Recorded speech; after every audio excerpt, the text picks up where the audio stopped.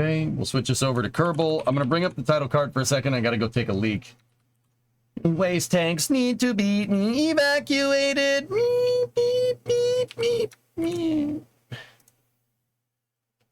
And then we'll get to it. All right, I'll be back at the top of the hour. See you there. Hey, Vulcan.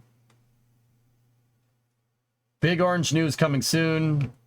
ISVV1 is almost done, and it's about time to send ML1 in for stacking. LVSA 2 shipment imminent for Artemis 2. All right. Good. Cool. Good stuff, man. Good stuff. All right. I will be back momentarily. Vulcan, we can talk more about that when I get back. I'm not even kidding. I've been sitting here for like a long time. Gotta go to the bathroom. I'll be right back. Be right back in a second.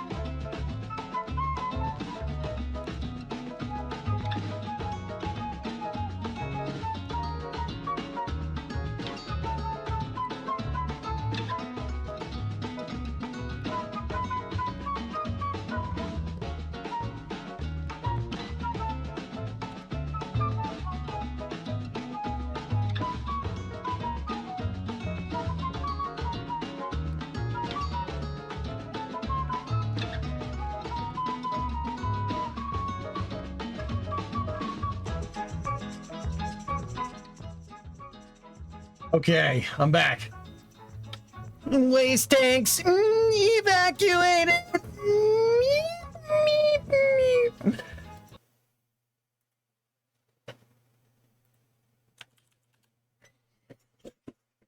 Anyway, how's everybody doing? All right, so we're gonna play Kerbal now, but we're gonna play Kerbal in a way you probably haven't seen me play in a while.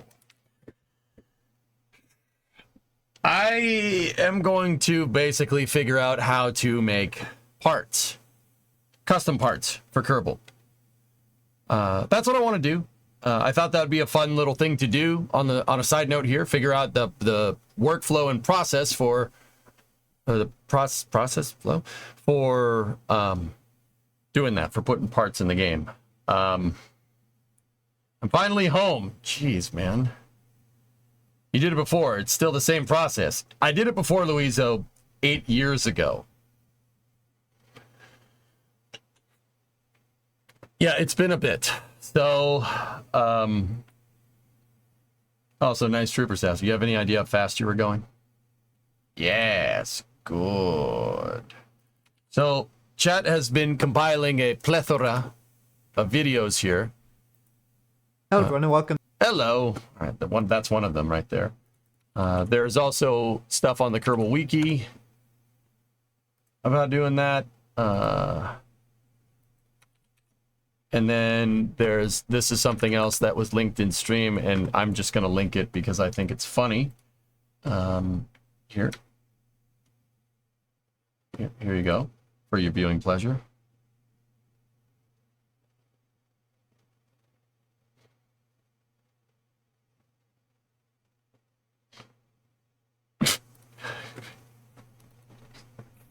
That's still funny, dude. I'm sorry. You can call me a piece of crap, but still funny. Still funny. I'm funny. Funny. Magikarp. Yeah. So, you know, there's that. All right. So,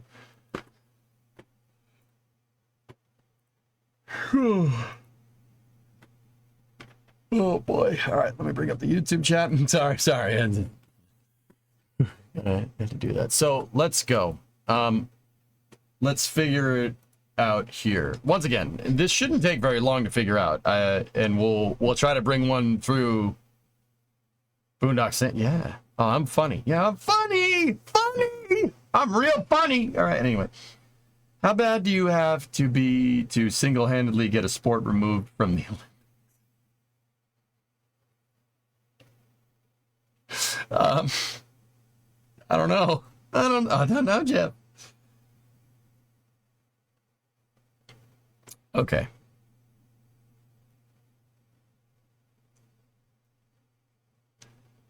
All right. So this is from the KSP tutorial, making an asset from start to finish. Currently in progress. Template, empty section. Creating a game-ready asset. You can use this at any time during your asset creation to refer to and troubleshoot with. This is a step-by-step guide to creating cool mods that you see in the game. This tutorial is not for the faint of heart. Proceed at your own discretion.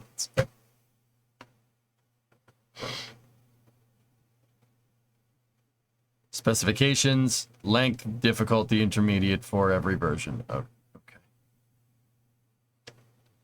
That deserves a medal alone, getting a sport removed part program. That's pretty good, man. Yeah, Geek, I've heard about that and whatever. All right, step 1, choosing the program. 3ds Max, Maya, Blender, Wings, SketchUp, Cinema.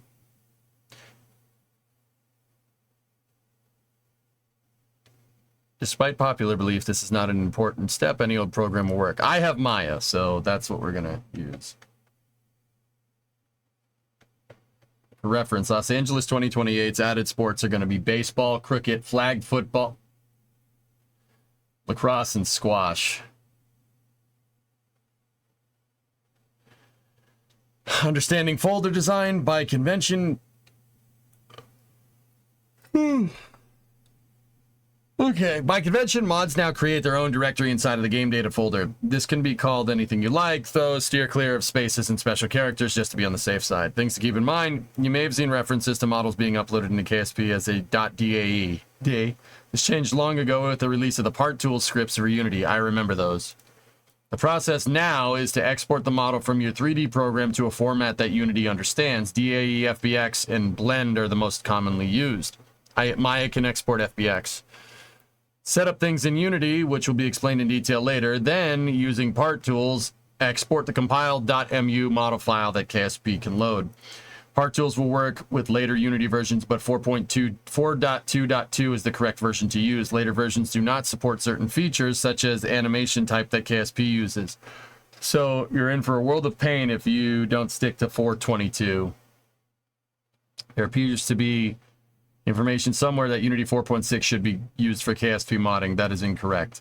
Okay. Creating the model, try count, unwrapping textures. Yeah, okay. Texturing your assets, setting up Unity. Download and install Unity 4.22 here. Let's just give me 1 second.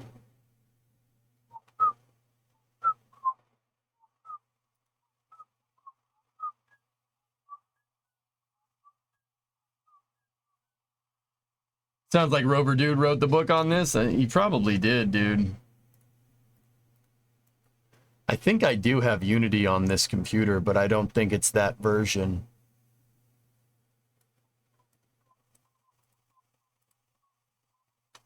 I do have Unity.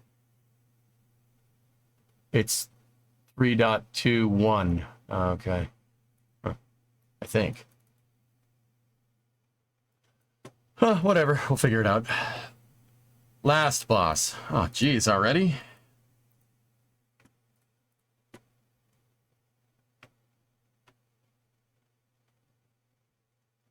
Interesting, NG. I honestly think the U.S. will do well in cricket. The skills transfer from baseball pretty well, and you lot are pretty good at that. Okay. Okay.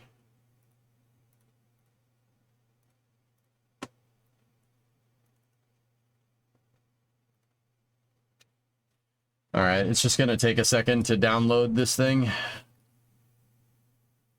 We're downloading the executable. Can you imagine a gold medal for flag football going over Tom Brady's head? Oh, the tingles.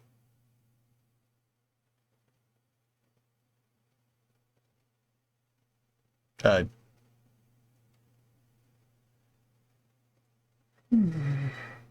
don't understand what that means, but all right. Didn't a USA team win in a cricket match that was comprised of Oracle devs a while ago? I don't know. I'm turning the fan on. It's getting a little hot in here.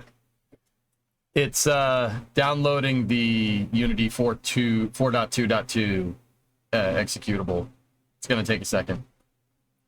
So let's just, while that's doing its thing, let's just go back over here. Part tools. Unzip it into the assets folder in the Unity project folder you just created. Contrary to popular belief, there's no need to install parttools.20 first. Fusion appears to stem from 2.0 being supplied as a Unity .unity package. All right. Part tools as well. Oh. Repo. Part tools asset bundles. Part tools is done. It's going to take a second to download the executable. I don't know why that's going so slow, but whatever. I know Repo. Repo's a good dude. Yeah. If they had real football, I might actually be interested in the Olympics. Yeah. Flag football. It's just, all right. Once upon a time, I made the ISS cupola for KSP with toggleable window covers and everything. Not sure where those files went. Yep. Repo's cool, except when he's towing away your truck.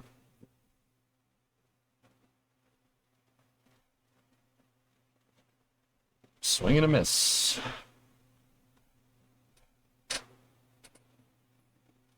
Adding a model, let's take a minute to talk about workflow. Any models that you export from your 3D program in a format that Unity understands will appear immediately in the folder structure in the project window for Unity. Good practice is to create a folder with the assets folder for each part you're working on. You can place your mesh materials and textures in here for each part to keep organized. Go ahead and do that, then export your model from your 3D program straight into that folder. When you see it appear, drag it into the inspector window and it will pop up in the scene window. Don't worry if it doesn't, just select in the hierarchy and press the F key and focus on the object. It may appear untextured, don't worry about that for the moment.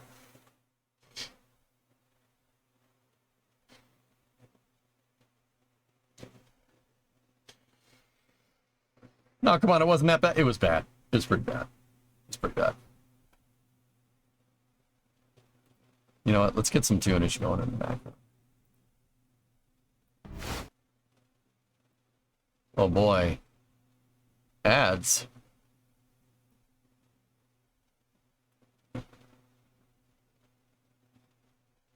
Why? Why is that doing that? Just want to listen to music.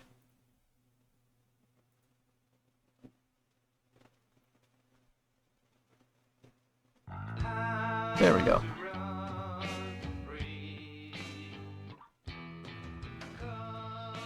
There we go. I think this will set the mood for after hours, potentially. Creating materials, creating the collision mesh. Oh, this is space. I'm in space. Oh, 20 subs. Hey, thank you. Heck yeah, man. Akaviti gifted 20? Dude, that's awesome. Thank you very much. That's very Poggies. This song is not copyrighted. It's the My Summer Car soundtrack, Jackal. Where's the fire scream? Oh, I'm working on it. I'm working on it.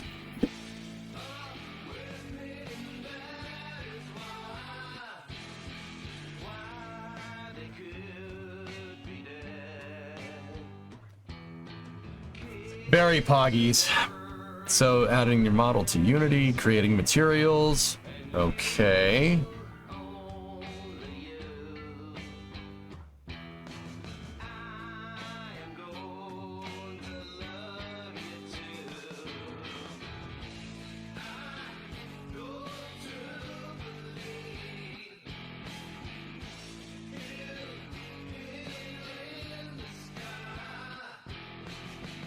Alright, cool. I just needed to check something. I have no doubt, no doggo emote, no fire screaming, no nothing. And you'll get nothing if you keep saying that.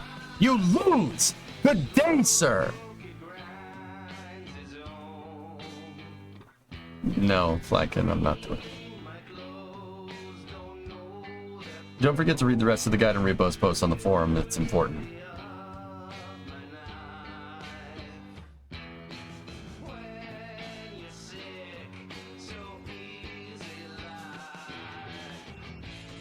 Where's that from? Willy Wonka. You gotta create a collision mesh.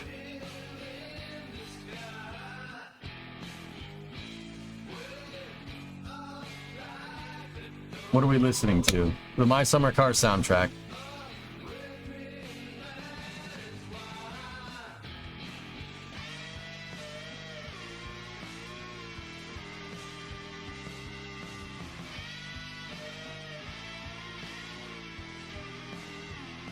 All right.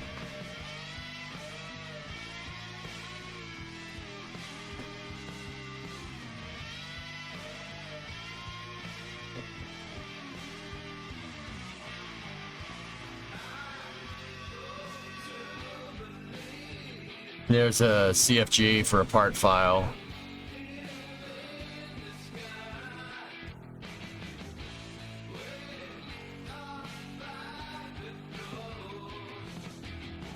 Discovery, go at throttle up. Hey, Jim, 113 months.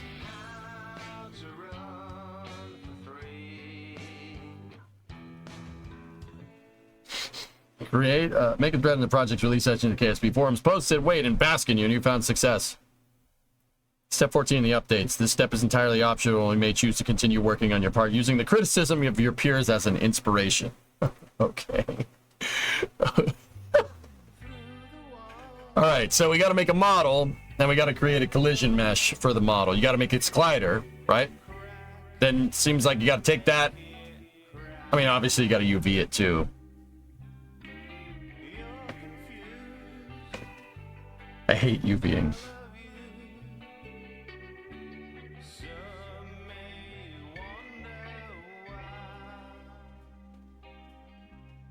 "7 months away from a decade, Jam." I appreciate all the support, buddy.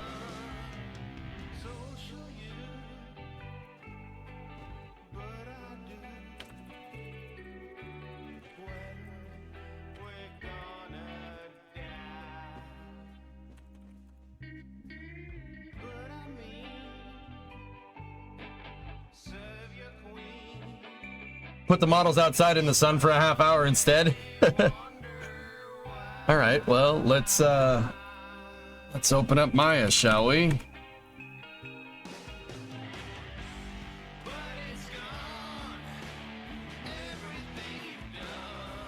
I'm using Maya LT 2018.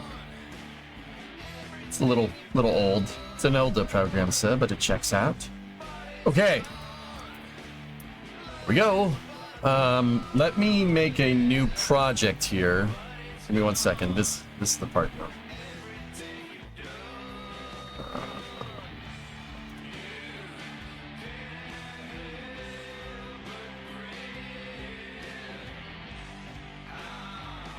I have a folder that's called New KSP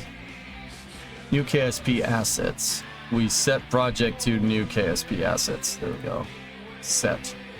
Like I said, I've done this before, but what the heck is this?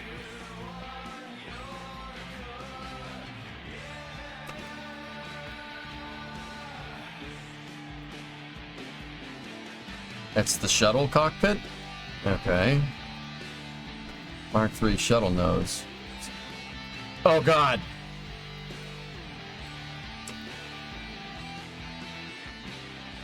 I remember this.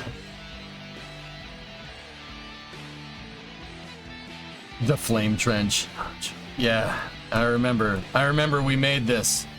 This is an attachable part to the Mark III nose cone. You basically attach it like a nose cone, right? And it goes on to the Kerbal Mark III shuttle cockpit and makes it look like a shuttle fuselage. It's funny because that's exactly the part that I would have needed to make Dart.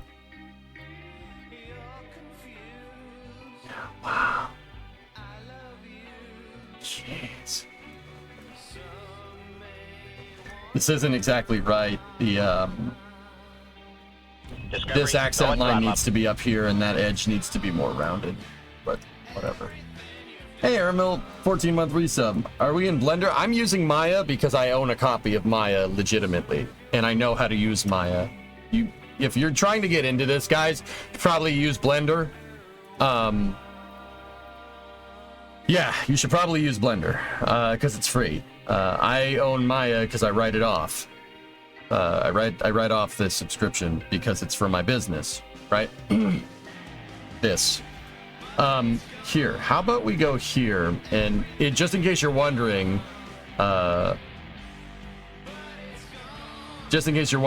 what, like, you know, you're gonna make a mod pack? What have you done in the past? Well, here, check this out.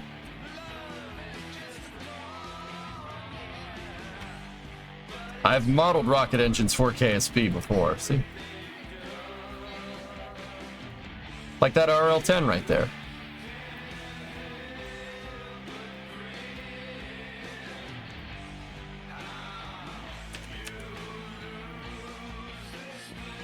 That's the collider box, by the way.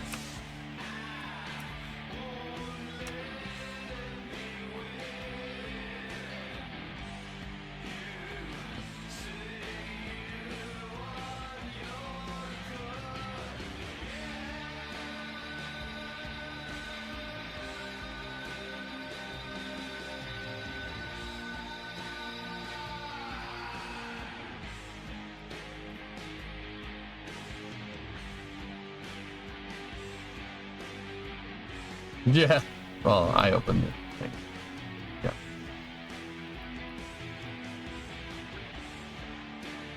Yeah. Chad is making assets to make Dart work? No.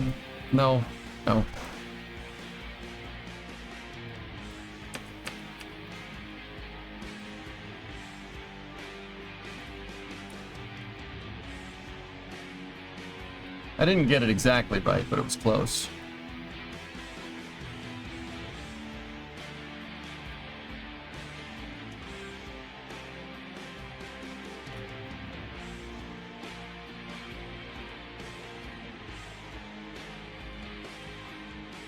Is it possible to modify assets from game files? What do you mean, Ando? Like decompile a part and then bring it in here?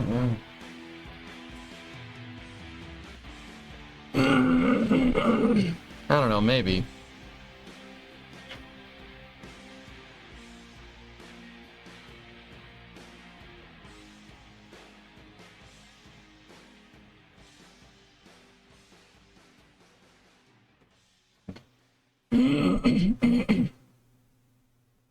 Blender has a plugin for that? Cool. Well, in this case, we'll make a new file. Make a new file for whatever new part. Actually, decompiling the G11 hinge would probably be a good idea. But...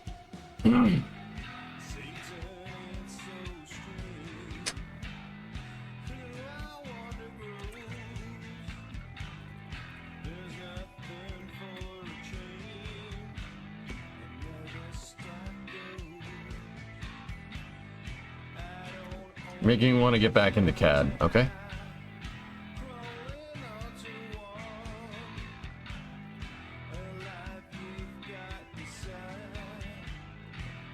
All right, Maya's open. Let's get Unity installed here, and then we got to put part tools.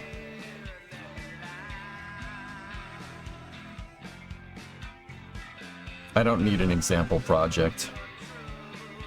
Whatever, just keep it on there.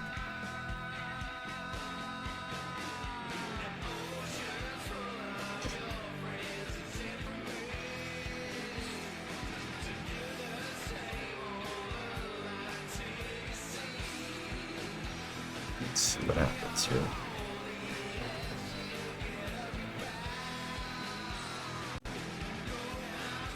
I gotta figure out how to do it if I would want to make Dart parts, Zarek.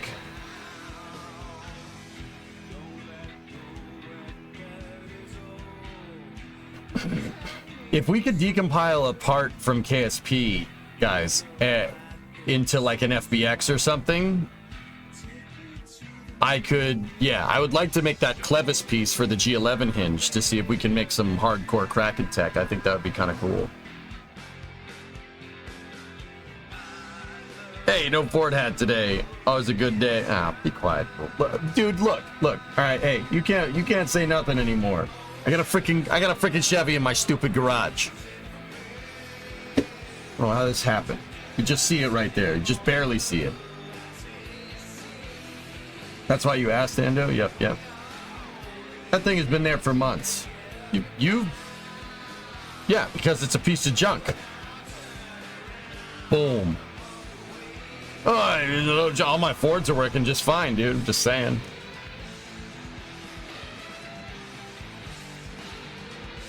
I think there's a .mu decompiler that exports to OBJ. To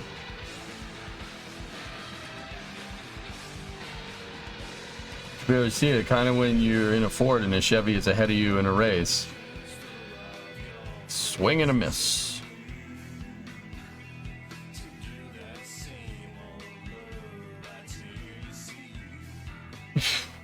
How long did it take to get it? Wow, you guys suck. All of you. You'd never win the Ford battle with you. Yeah, I don't need to battle because I've already won.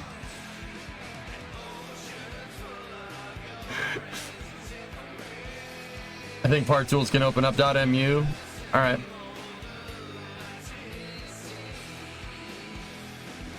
Okay, run Unity.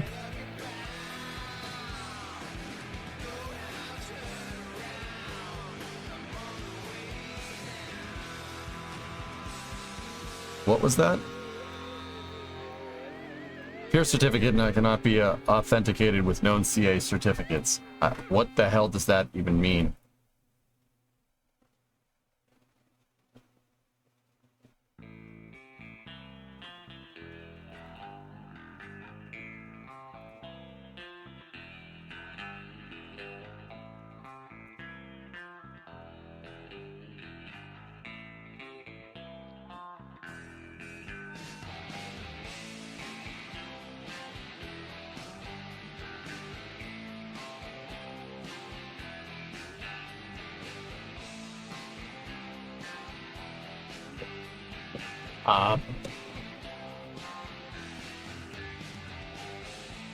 What should I do about this?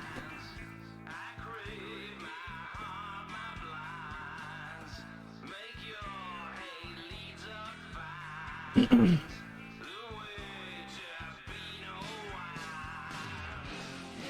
me 1 second.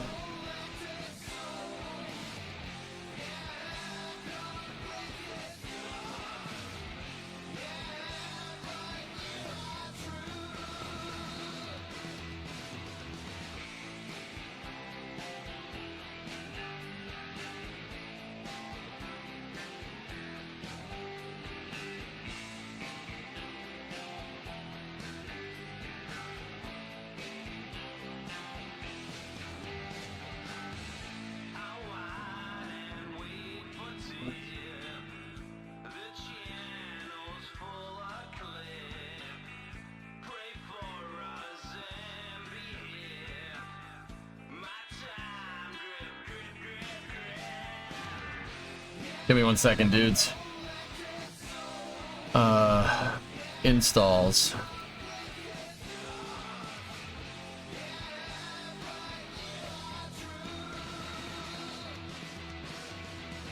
Chat tech support is on his way. I have Hub open already, dude. But I have 3.21 and 3.15. We're gonna need a different one.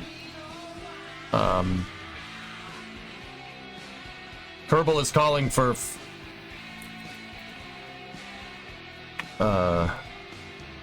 Unity 4.2. Huh.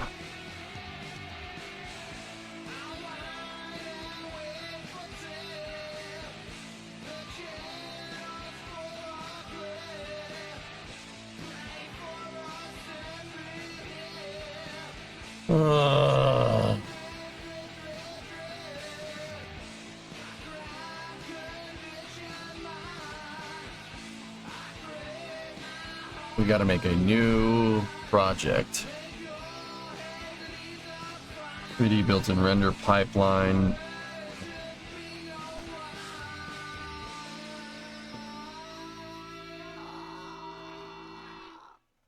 Yeah, that's editor version. Oh, jeez.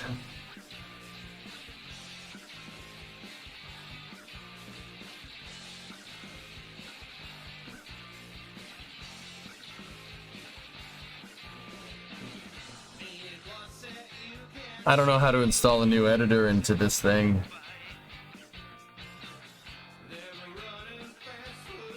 Crap. I knew this was going to be a freaking thing.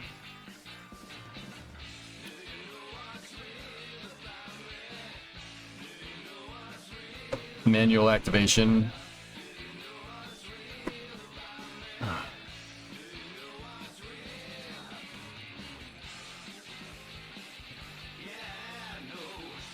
Activating an old version of Unity on Unity Hub.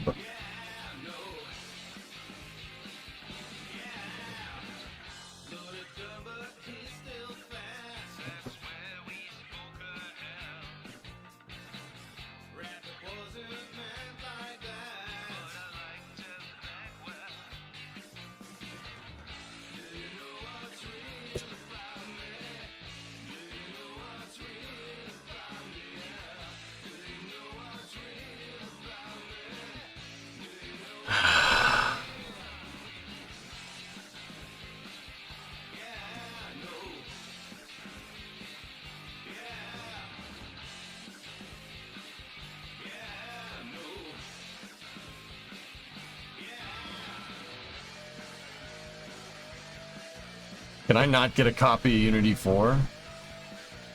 I'm in the editor archive right now. We can't get a copy of it.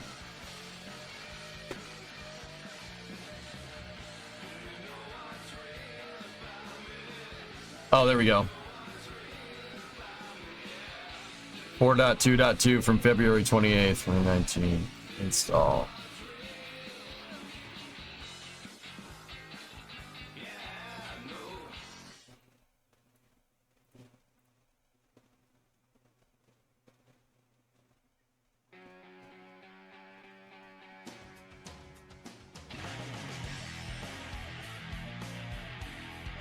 Okay, there it goes.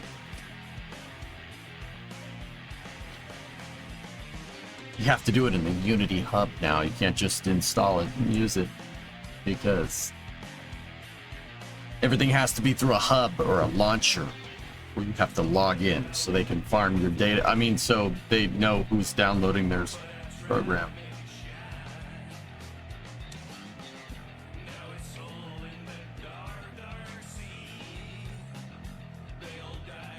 There are some steps for part tools. Okay.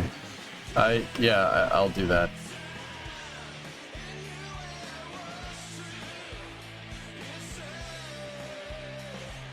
Why make things easier for people? Yeah, I know, right? Like, why would someone do that?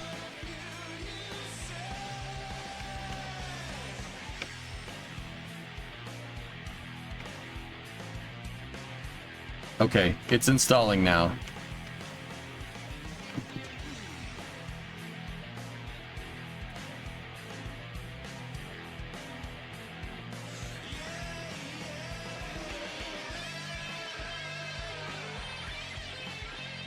There's the part tools. To follow these instructions, download Unity 2019 4.18 and then run it. Then open. Okay, well, we have 4.22. Uninstall the built-in Unity TM Pro package from that version. Go to Windows Package. Okay, Package Manager. Download this exact file. Text Mesh Pro Release 1.0.56 2017.3. And import it into your mod project using assets.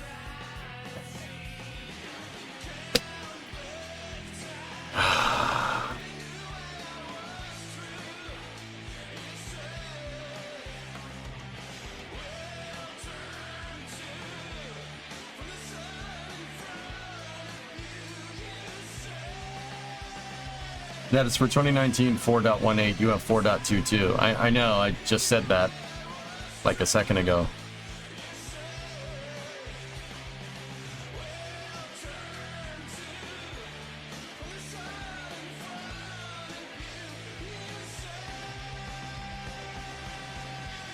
There's a problem with linking of the TM Pro free version for part tools. Here's a workaround until we can fix part tools.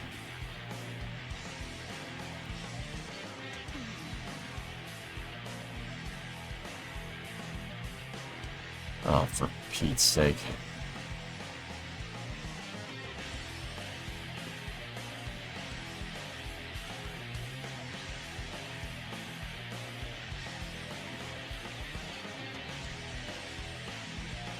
Okay. I didn't go past the OP and mine works fine. Okay. Alright, well, let's see. Let's see what we got.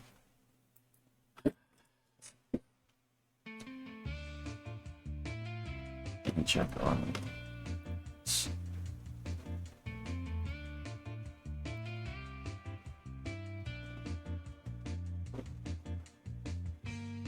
Yeah, I remember when I made this stuff a long time ago. It was just part tools, Unity, put them together, boom, you're good to go.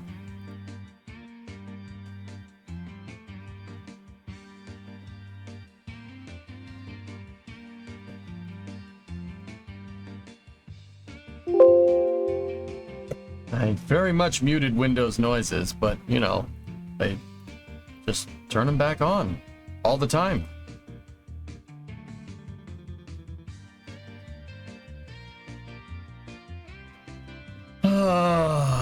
What else is it? This is Visual Studio. Oh, God, no, I don't want any of this crap. No, just install.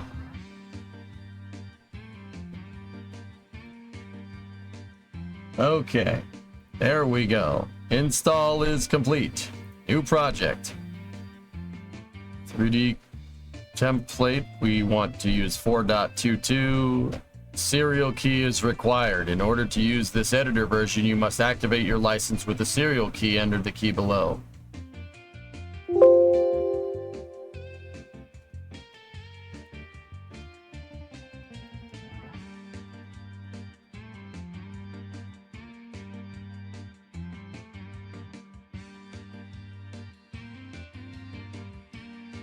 Now it wants me to sign into Visual Studio.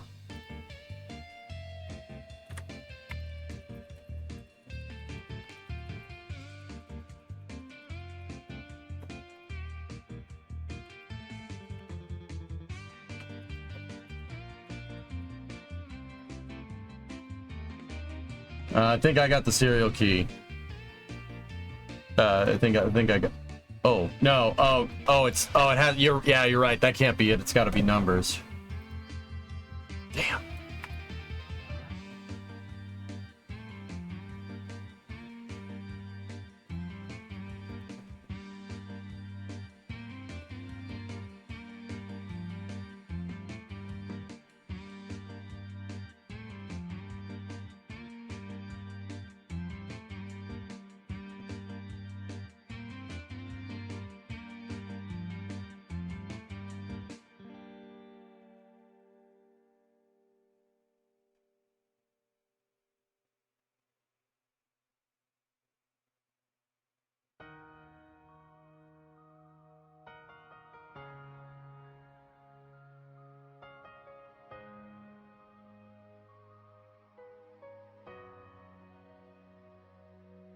This is so stupid.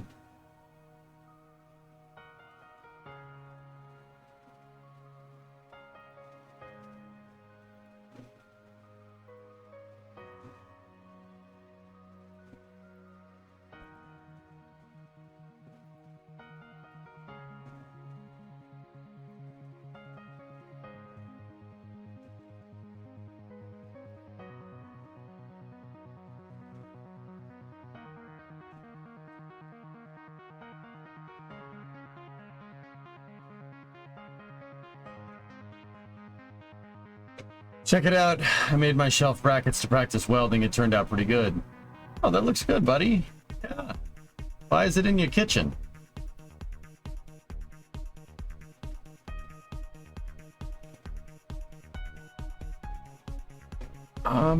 Yeah, I'm not gonna lie, this got really old really fast. Now I don't even want to bother. Because you just got home. Oh, okay.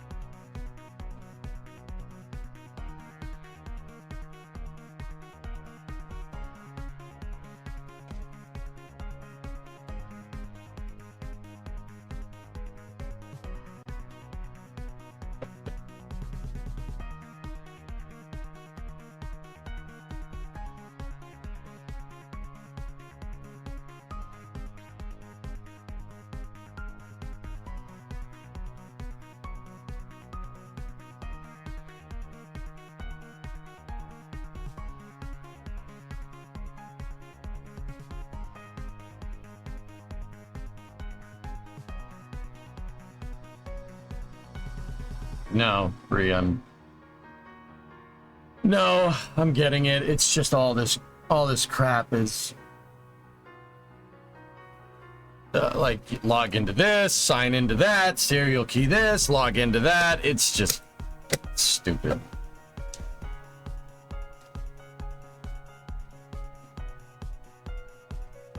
Like you have to jump through freaking 1,000 different hoops just to.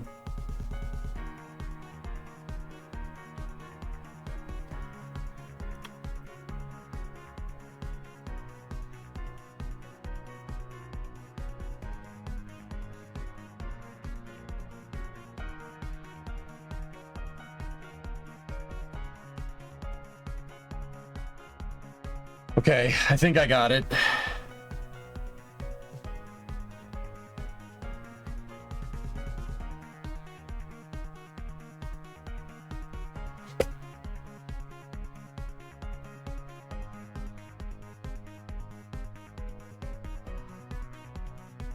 Bear with me, guys. It's going to take a second. I'm using an old project license to open up that new Unity editor. Or, well, the new old Unity editor, I guess. I was messing around with cars in Unity a little while back, and I have this, it was something that I was working on a long time ago. But yeah, there you go. See, I made a little truck, and I think I made a rim as well. Yeah, cool. Yeah, this project is old though, so it's not a thing anymore. So I got it working with that. So we'll use the EMP. We'll use the EMP title because that project isn't a thing. Yeah, I modeled a little truck because I was trying to.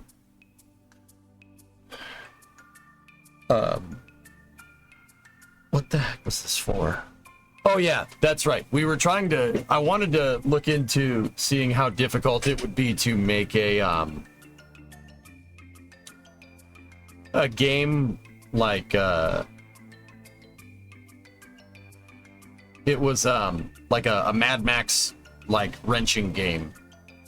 It was an idea that I had a long time ago, and I needed a Unity license to show like what I could do with modeling and stuff, and how I could like but yeah, that unfortunately that project fell through, which sucks. Yeah, you boys trying to make a Mad Max game, which I still think would be cool. Think like My Summer Car, where you could just like MSC, but you go around and you try to find you can go to the junkyard or like scour the apocalyptic wasteland for parts.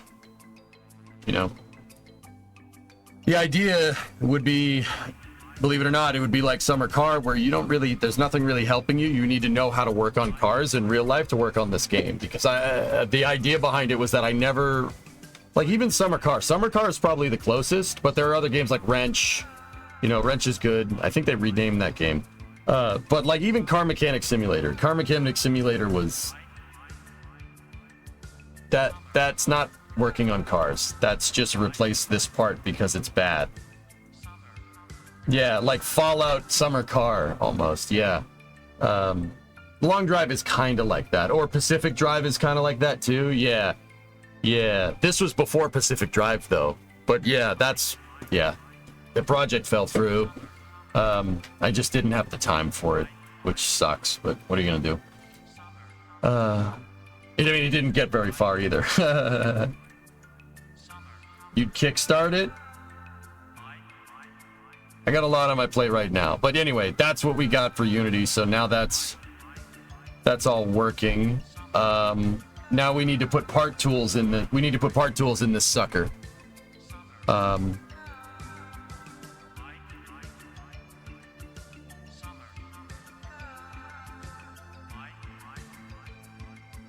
Part tools package for modders.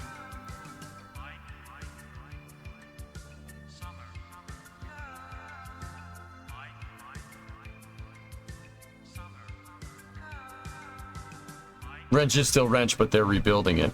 Cool.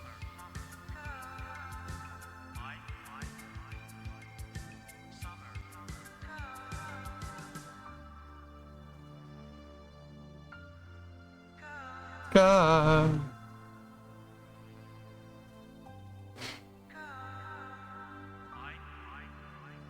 If you kickstart and do the work on stream a day or two a week, so you get that revenue, I think you could do it.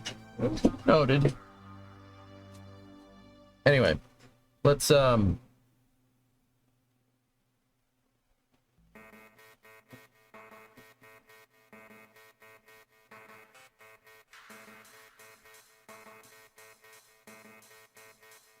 we just drag this. I think you just drag this into.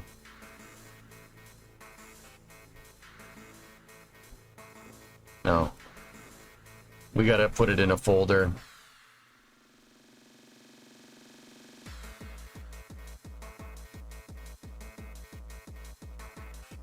Extract it first and then double click it. Oh, okay. Thank you very much.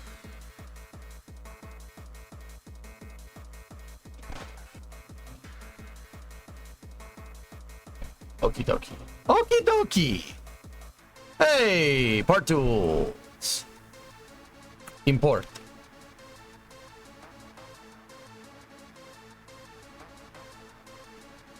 Game dev on Twitch is a thing too. Yep.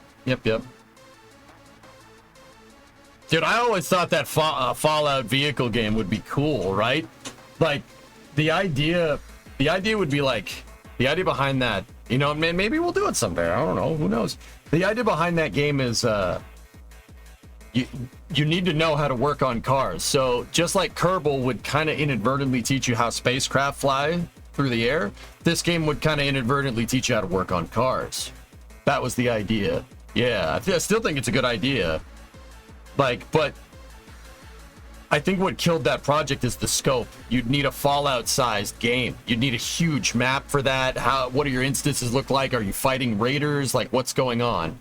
That if you're gonna fight raiders, that's a lot of coding. First of all, a lot of backend systems. Is a multiplayer on top of that, right? Like, you'd need character models, character modelers. You need environment modelers. You need people to model car parts. Like that is like a full, not AAA project, but like a definitely AA team. You'd need like a team of 20 people to make something like that. At least 20 to 30 people. Well, either that or you could have like 5 dudes do it, but it would take an extremely long time, you know? But yeah, that was the idea. And maybe we'll still do it someday. Yeah, that'd be fun, dude. I think that would be a cool project. Imagine a bunch of newer cars out there all fried from EMP and the occasional non-computerized classic. Yeah, the idea is kind of like Fallout mixed with like Mad Max. Yeah. And then this raiders you gotta fight off. Like you could raid raider compounds and maybe get better parts. You know? That was the idea. You'd be down to help. Like I said, I got a lot on my plate right now, dudes. But in the future, sure, that would be really cool. I would love to do that, but yeah.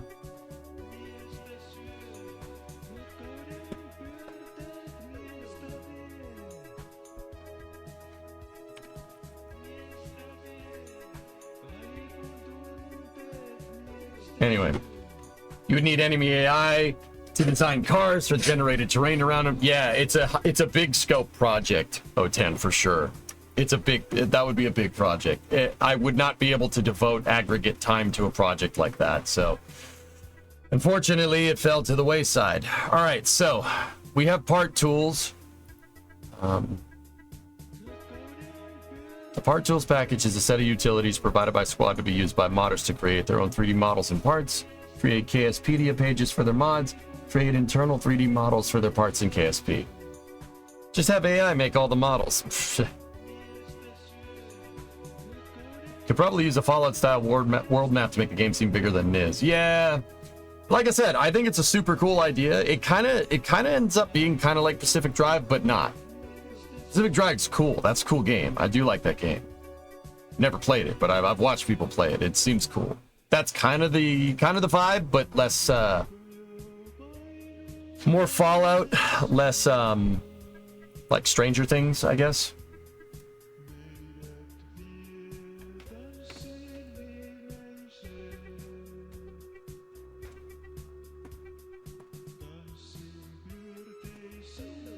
Procedural generation isn't as easy as it would appear. Yeah.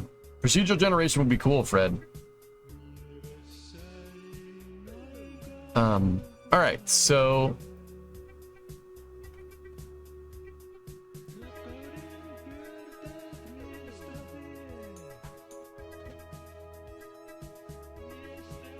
Okay, so how are we going to go about doing this? I remember part tools, but I honestly forget what part tools does. I know it converts your file to an MU, right? So you can put it in KSP.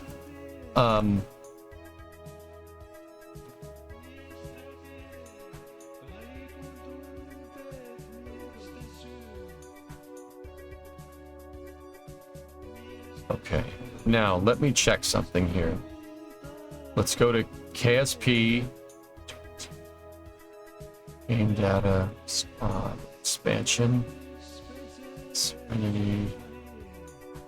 Massive bundles from fancies. Strange localization. Heart.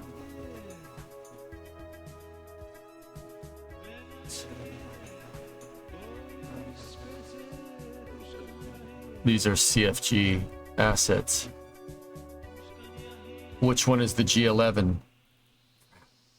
Oh. Hinge underscore diffuse, G11 color, G11 plane.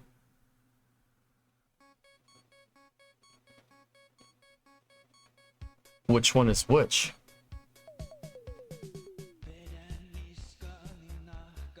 There's all the rotors. Those are texture files. The .mu is not a texture file. These DDSs are, yeah. I'm wondering which one is the G11 hinge. I don't know.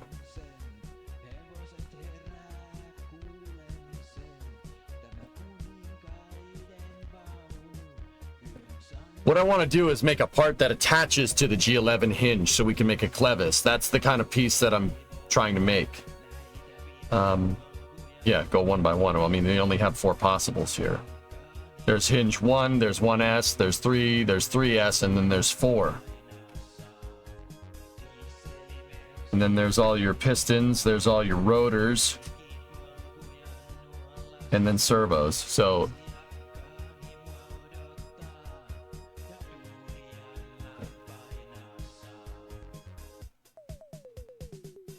yeah, we can check the CFG.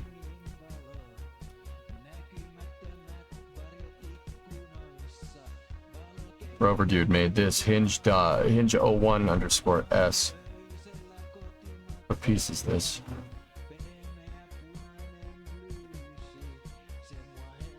I'm not looking to make a robotics part, even though we could. I could make them if we needed them.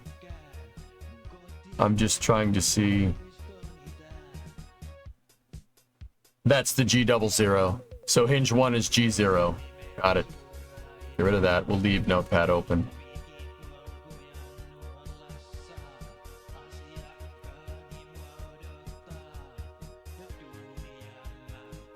Yeah, it's defaulting to opening with Notepad. All right. Medium actuator.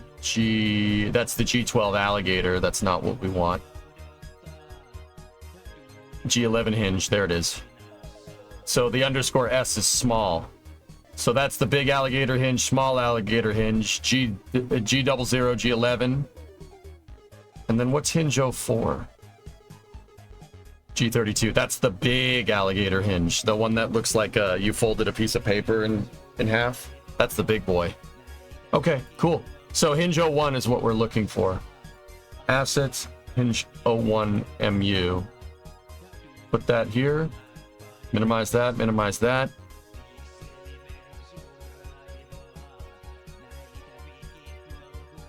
Oh, crap.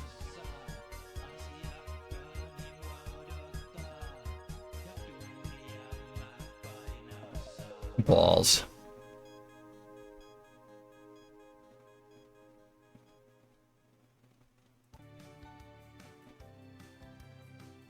Oh, that's setting the data directory there.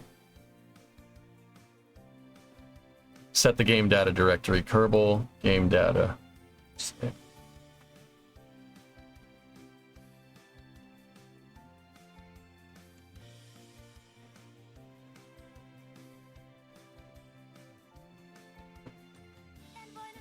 Oh, score.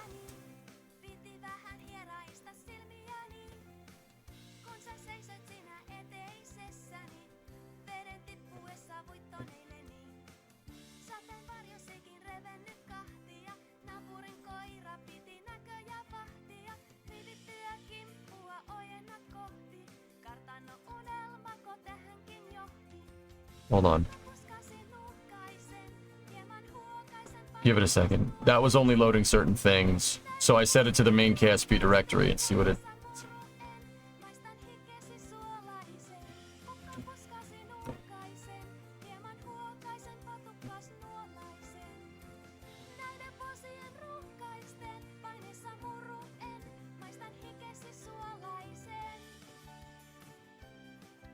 I have that open, Ren.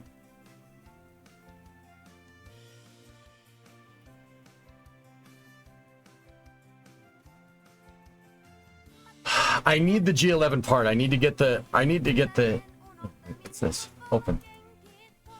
No. Okay. Doesn't want to do that.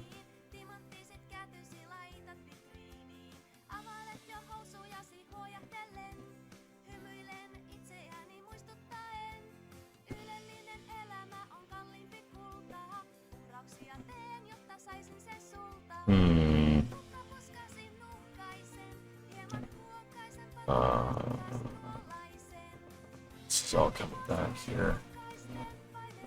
So how the heck do we... What?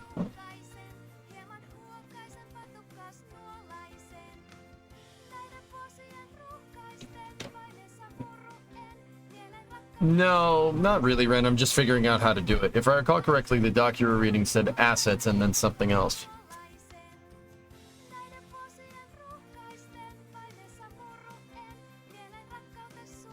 I'm trying to see if we can get a model of the MU file from that hinge. Try opening with Explorer? What? What? Why the hell would I do that?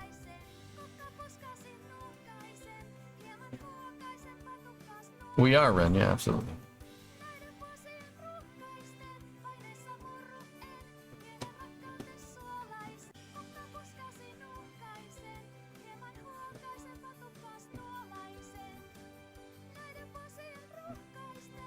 What? What? Why? What?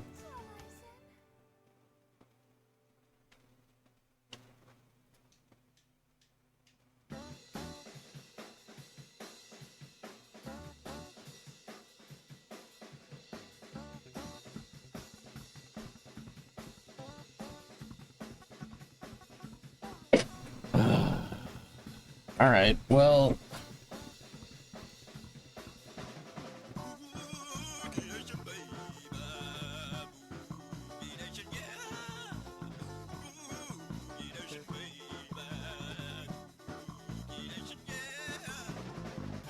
Let's try to bring something else in, I suppose. What the heck is robotic arm MLT? No, that's something else that I was messing with. We don't want that. Starship?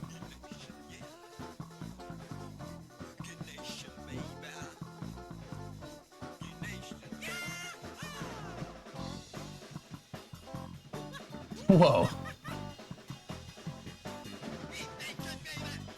Well, that definitely changed. That look at that old plan.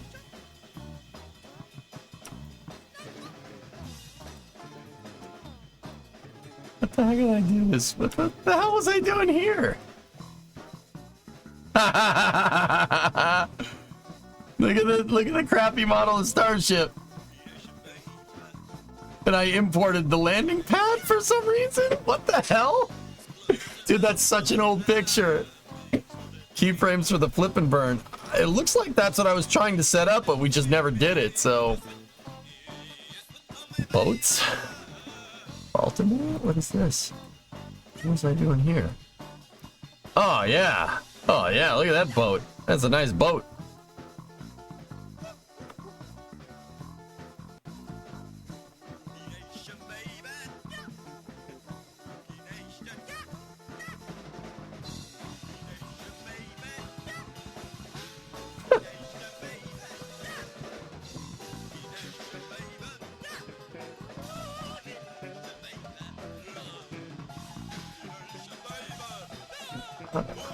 What was that? Oh yeah, great file, EJ. Yeah, look, that's a project that didn't get very far.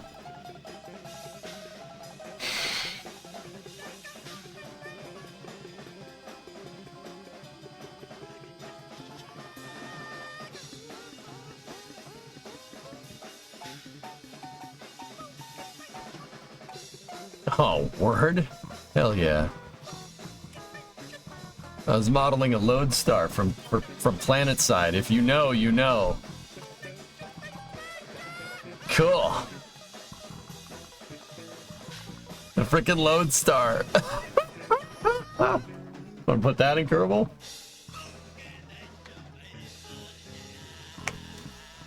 Jeez, that's been, oh wow, that's a blast from the past with Planet Side there. Sea Dragon?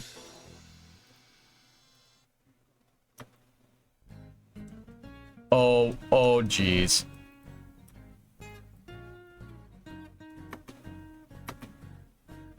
Oh, jeez.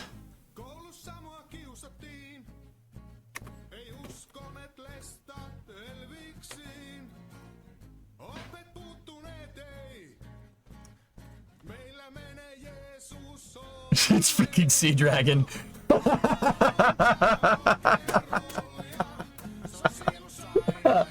Mission mode Sea Dragon. Get it done. Do it. Do it. TR on Markov? What were the servers, Akabidi?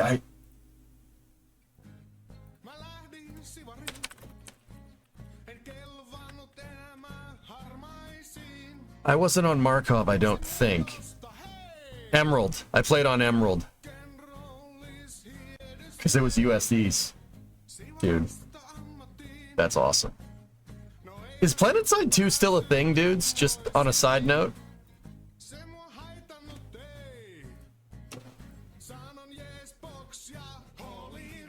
Werner, Emerald, and Markov after the initial close down of Conread and Jahari. Is it good? Because I remember playing PlanetSide 2 when it came out, and it was actually really fun. You should play PSF, PS1 emulator server. Only Sunday fights, though. Around 5 hours ago from now. Yeah, less people, but it's still active. PlanetSide's an awesome game. I really, really like the idea.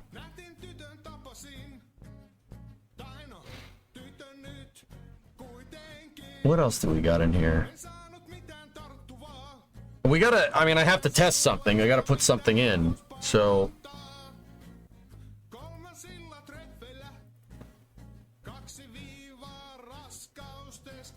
Shuttle. It's a Maya binary. Oh, jeez. Yep, that didn't last very long.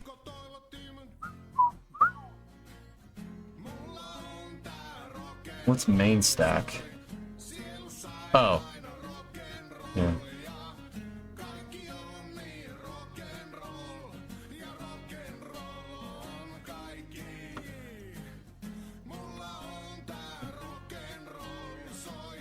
Check Discord.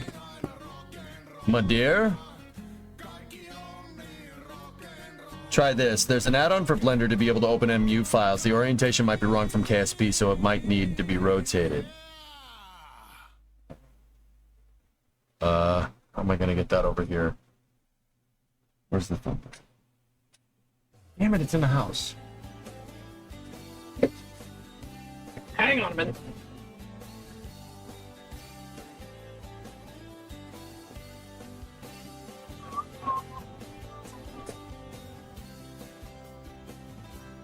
Give it a second. You decompile, well, not decompiled it, you got it in Blender, so I need to copy it.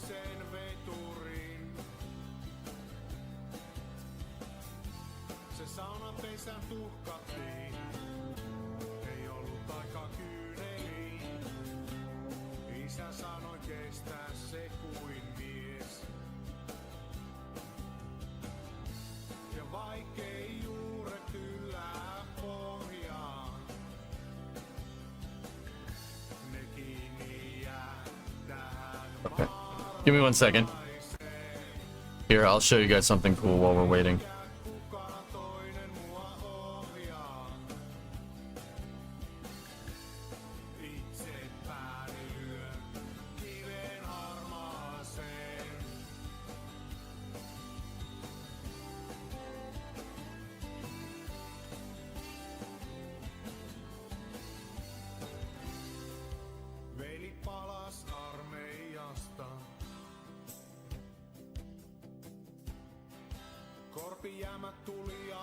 There you go.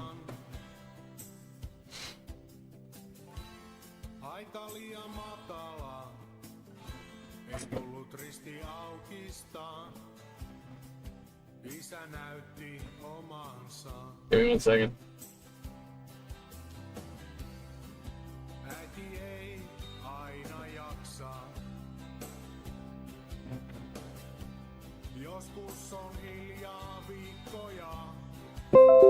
Oh God, why? I have Windows noises disabled, you piece of poop.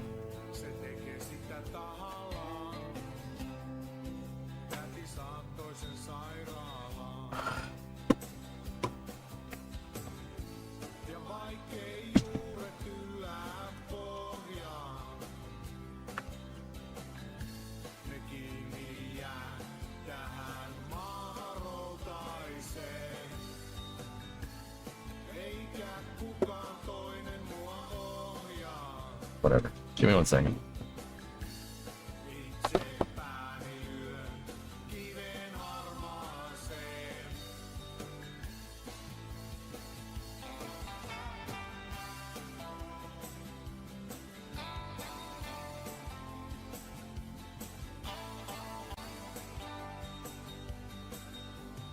Okay. Sorry, I had to mess with USB ports. Ah, there we go.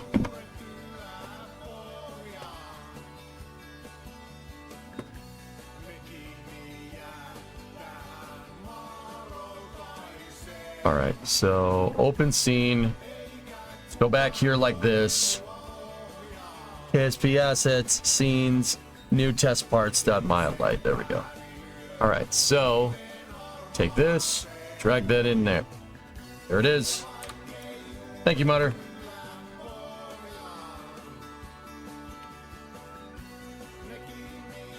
So there's your collider boxes, and there's your hinge.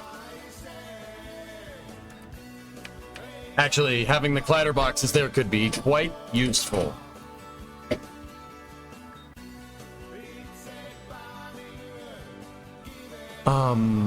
I need to go into prefs on the editor. UI display.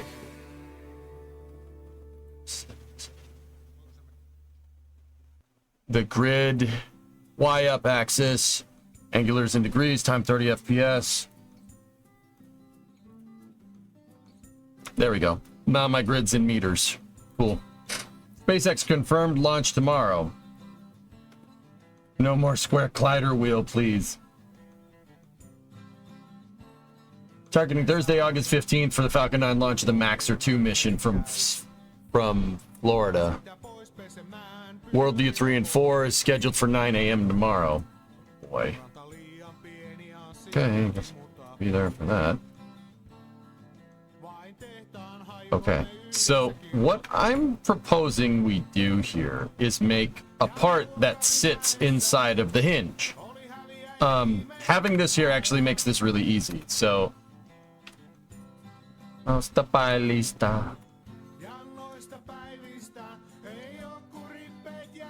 right, so let me think. So we want to make a clevis to get this thing to work. I kind of worked on it a little bit last time. So what we're going to do is I'm going to take the decompiled FBX. I'm going to put it in its own visual layer over here. So this is the hinge model. Save. And then I'm going to set it to transparent right there. So you can't click on it. So I don't accidentally select the dang hinge. Right? So now let's see if we can make this clevis. We won't texture it or anything, but we'll see if we can do it and see if we can drop it into KSP. If I export it as an FBX, it should be fine. In Mutter, our scale should be okay here. The other thing I think would be a good thing to test is to go in here and see if we can put that in here and put that right there.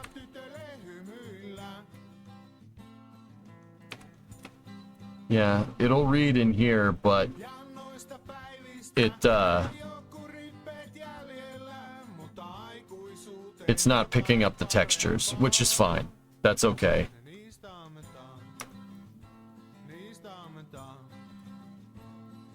The heck is a clevis? It's a mechanical thing. I'll show you. All right, watch. Should at least put a basic texture on that so you can understand the process of texturing in KSP. You don't texture in KSP. You texture in Maya with Maya in Photoshop, dude. Donovan, hi, I don't speak English well, but could you make a tutorial video to be able to make your own parts? I mean, Donovan, that's why this VOD is here, dude. Yeah, if anybody, you can follow along with me, or you could just reference this VOD in the future. I can't really do that well with, I can show you the workflow, but I'm reteaching myself as well. But anyway. All right, so let's do this. We'll start with a primitive. Primitives are just primitive shapes. So we have sphere, cube, cylinder, cone, torus, plane. I'm under the KSP category, guys. Yeah, I'm gonna put this into KSP, so I put us in the KSP category. All right, so let's go into insert edge loop.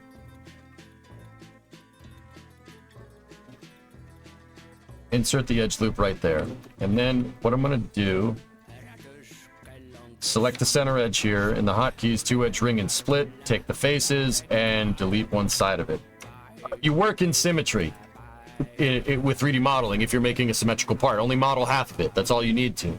You don't need to model the whole thing. But yeah, sure, Donovan. I mean, you can follow through with this as much as you want, I suppose. So let's take those top edges. We're going to get rid of those too. Now what we need to do is the append to polygon tool and fill that edge back in because we got rid of it. All right. The other thing I'm going to do is go into my edges here. And for now, we're going to harden those normal edges. All right, cool. So see how this side is open. So if I duplicated this, for instance, right? If we duplicated this and then we inverse scaled on the x-axis, you make a copy. That's actually right there. Inverse scale is how KSP does mirror parts. Yeah, that's how it does mirror parts. It doesn't like inverse scaling collider boxes sometimes, which is why you get a bunch of yellow errors if you have a mirrored subassembly. The mirror function in KSP is using inverse scale, I'm pretty sure.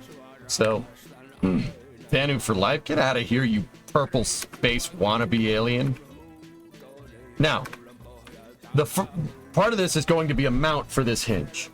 So what is a clevis? All right, what am I trying to do? Why am I building this part? Well, this part shouldn't be too complicated, and I thought it would be a cool thing to do.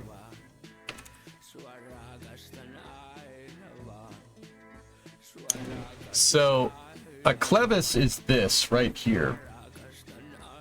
It's kind of this U-shaped thing that you can put stuff inside of. In this particular case, a clevis could be used for a hinge. It could be used for, that's a towing strap clevis right there.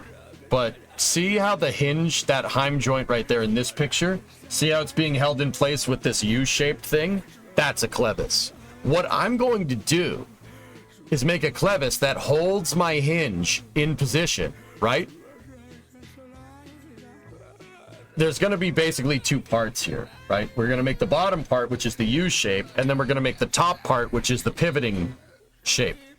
What I plan on doing here with this piece, right, is you could take the bottom clevis piece, you attach it, you can attach it somewhere, attach it on this edge, right?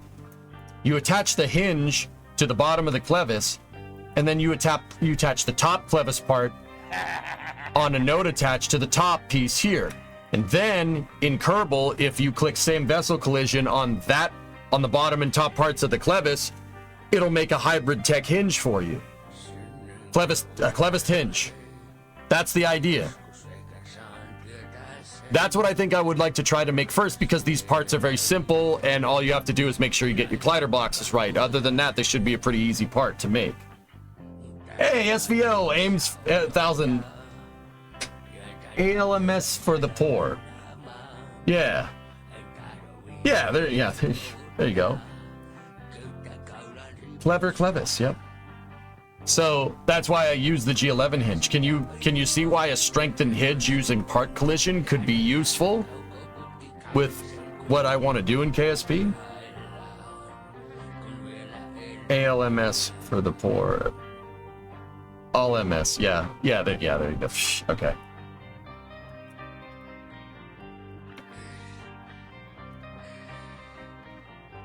All right, so once again, that's why I thought it would be a good idea to have the collider box too. So now what I want to do, we need to make the part where the hinge is actually going to be. So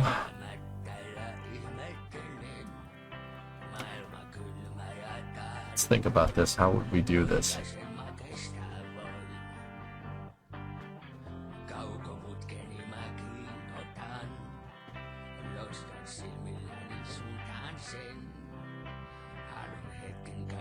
Alms to the poor. Okay. Thank you. What are we making? Alleviate. I'm trying to make a clevis piece for the hinge. Basically, hybrid tech parts for the hinge. I just want to see what happens. All right. So take this, move that up there like that. Right. Let's go in here like this, and now we need to pull this edge up somehow. Not somehow, I know how to do it. If we go into insert edge loop right here. Wow. I clicked that. It's actually pretty damn close. That was just by sight. That's good enough. All right, cool. So now we take this face piece right, and we hit Control E. You extrude face, move this up here like this.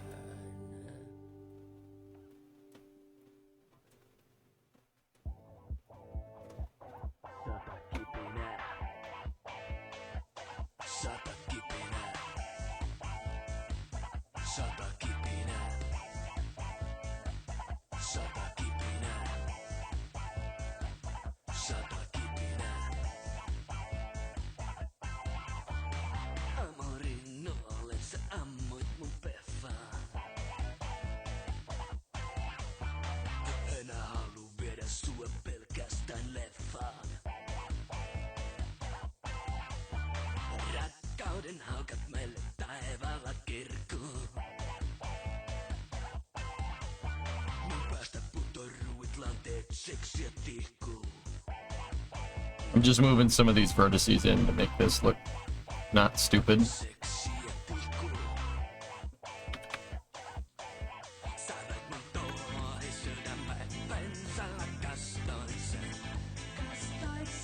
All right, so I don't want this to see those defined lines right there. I don't want that to look like that. I want it to look like a smooth part. There's something you can do here called smoothing face normals here.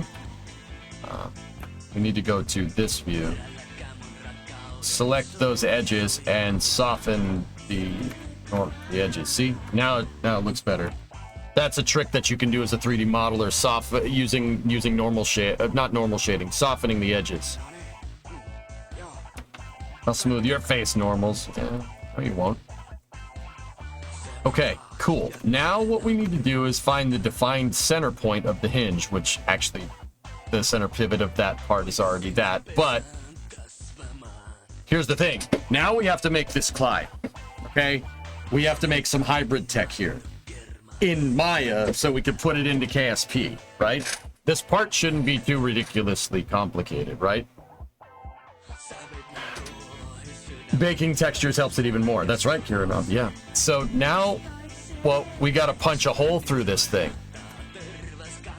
Right? We'd have to do the basically metalwork equivalent of drilling a hole on that line right there. So how are we going to do that? A good way to start would probably be to add an edge loop right there on our center line, right? But you got to be careful about that because... So with 3D modeling, guys, this is just kind of a pro tip. Don't put in an edge to a polygon, right? Don't do that. Don't put an edge to a polygon if it's not changing the shape. Every edge, vertex that you have in a 3D model should be used to define a shape. Putting that line in there will give us a good datum, right? Like it'll show us where we need to be, but we need to put it right there. So we only theoretically should need that edge. But see down here, if I take that edge and we get rid of it, Didn't change anything. The shape of the thing didn't change. Make sure you try to use your edges wisely, because you, like part count in KSP, for video games, you only get a certain amount. Too many edges will fry someone's graphics card if they're playing the game. Think about it, right?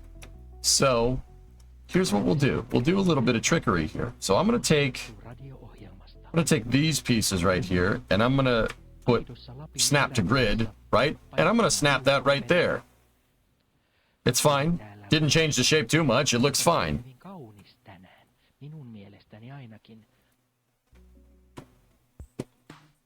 Now, we still have to figure out a way to put that edge in here, right?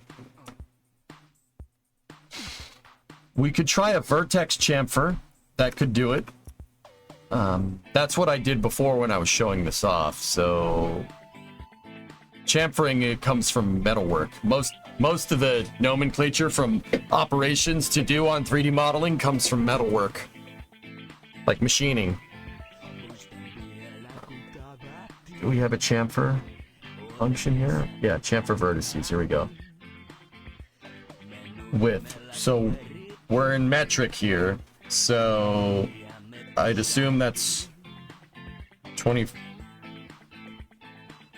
I don't know what that is. Let's see.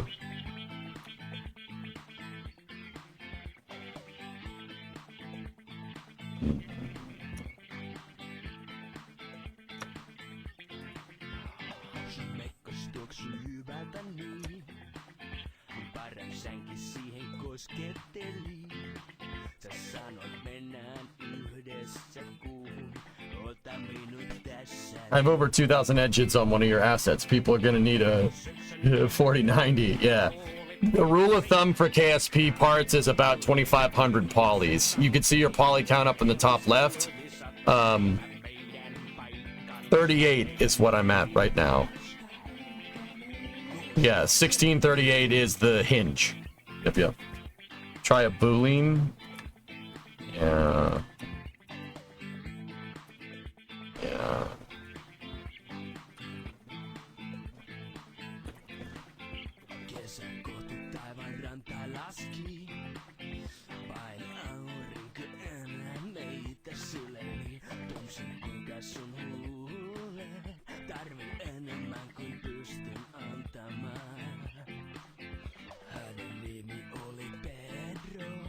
I've forgotten how to use that.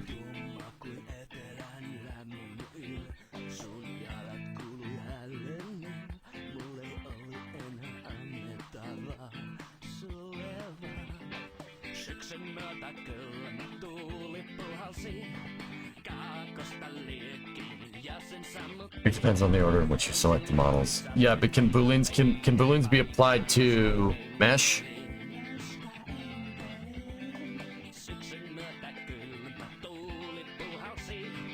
Chamfer is drill a hole, geek, essentially. Use the legacy boolean algorithm apply. You gotta have two meshes selected. Okay.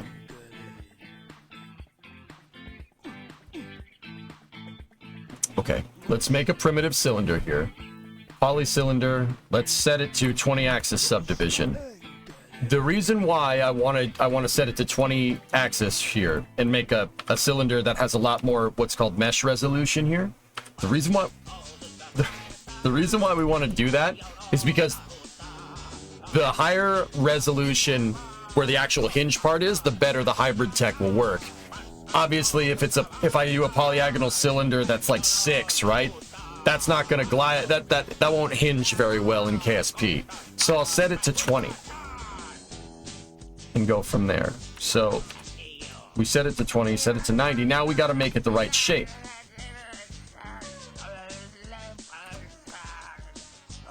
I do believe the hinge geometry is actually 20 as well.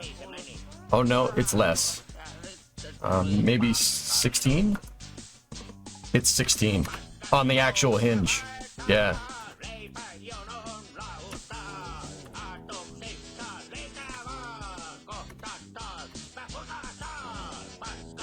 Move the Boolean operation right here. That should be good enough. So yeah, how this works is you select this and then you select that and then apply. Nope, did it wrong. Select the part you want cut first and select your part cutting with. Nope.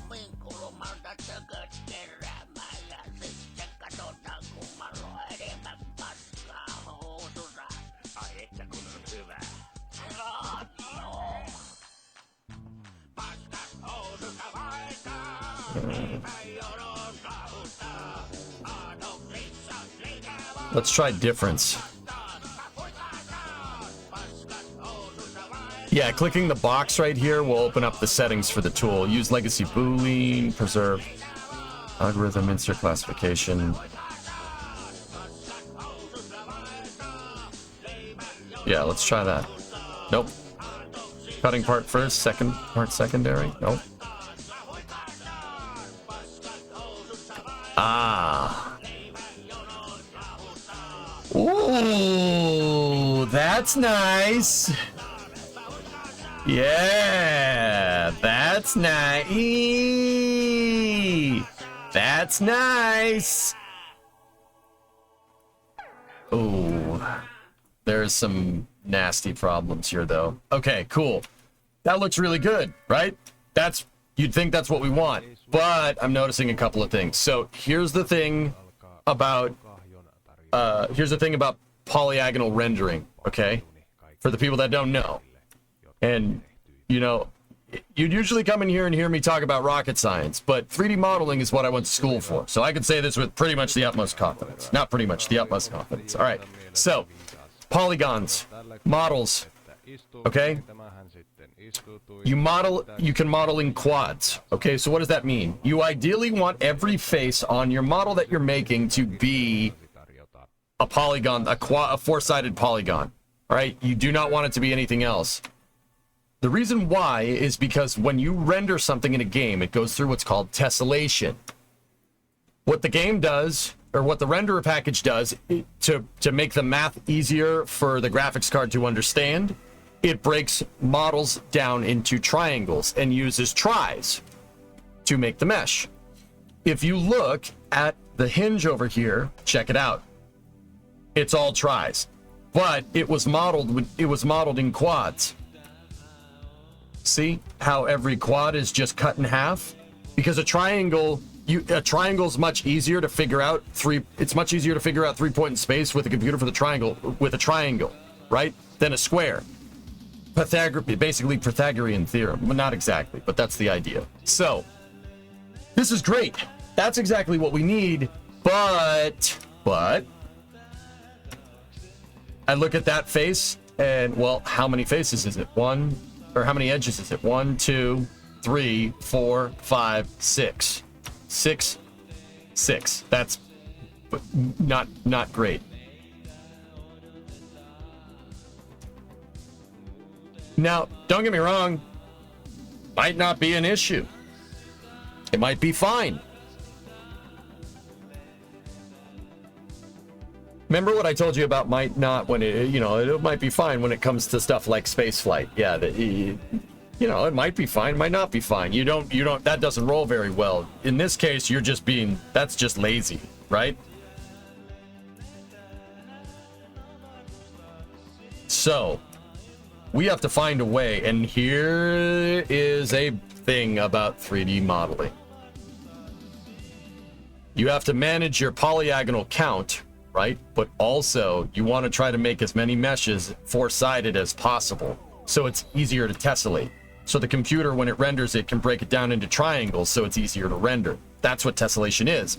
That's why I call building the heat shields for craft in KSP using triangles, I call it tessellative building. I call it tessellation building because I'm building a shape with only triangles. That's what tessellation does for every 3D model ever. Yeah, the reason why is it's an optimization because it's easier to do. The computer can understand 3 points in space and triangulate it than it can with 4. Doing this is asking your renderer to take a dump. You're asking for problems here, so we got to fix it.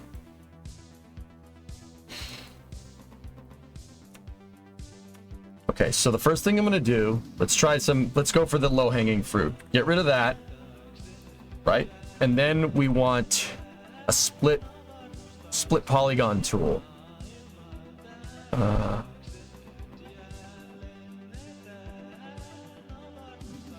It's not called split polygon tool anymore. What is it? Where is it?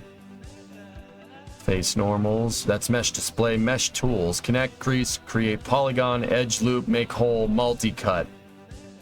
Oh, it was called the split polygon tool once upon a time. So if we connect that edge right there, we've made that that's a lot better, but we still can improve, right? Still have room for improvement. There is a make hole. Really? Oh, yeah. Why? Punch a hole in a selected face of the shape of a second face. Oh, that's cool. That wasn't a thing before.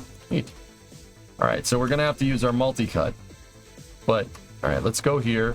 Once again, delete that edge, right? Go in here, go to our multi-cut tool, go there to there, hit enter. Now, we're out of the woods, right? Nope. Check that out. Look, where I connected my original mesh, where we did the original operation, that vertex is still there. Remember what I said about using vertexes and vertices to define shape? If I delete that vertex right now, nothing changes on the mesh. That's a waste.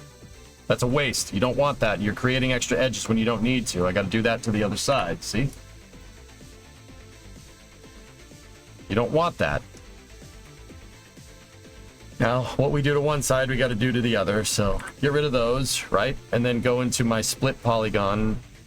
Or I keep calling it split polygon. That's what it was called like 15 years ago.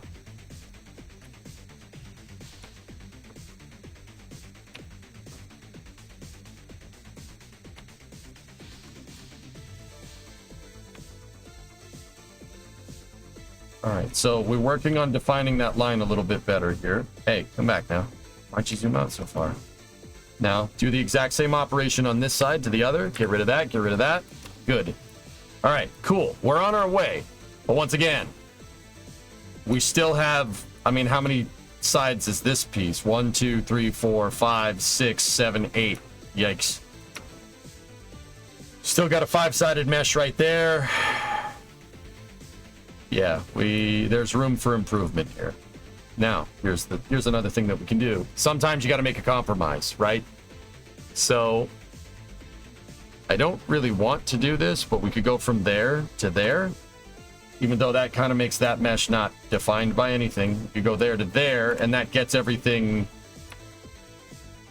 Yeah. It's not great. Let me think. There might be a better way to do this.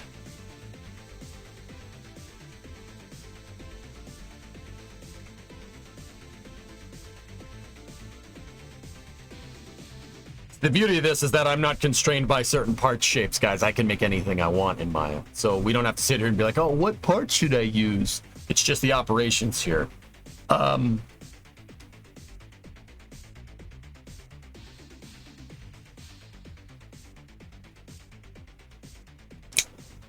Okay.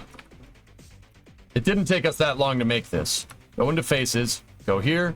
Bye-bye. All right, let's try another thing here. There's another way to do this. So let's go in here. Subdivisions 16. I'm going to take this mesh. We're going to rotate it on its 90-degree axis like that. And here we go. We're going to have some fun with this. So take this shape, right? Move it in like that.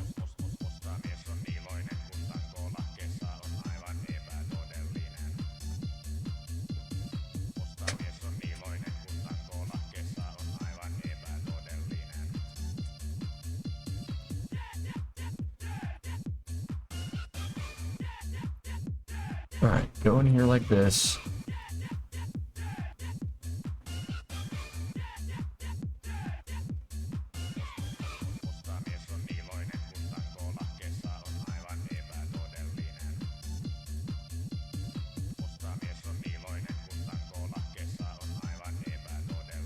All right, so check this out. I'm going to do something that might be seem a little counterintuitive here, but take the inner edge of that and get rid of it. It was all tries. We don't want that. You can model in tries if you want, but if you're modeling everything in quads, keep everything in quads. So I'm going to use a hotkey to select 2 edge ring, and then we're going to do what's called extruding edges. We're going to extrude edges like this. We're going to extrude our edges to the hinge plate that we want. Now, we can do that on the other side, 2 edge loop and split. We could have done this at the same time, but I'm not sure about double edge extrusion like that. I don't know if that's going to make stuff upset. All right, so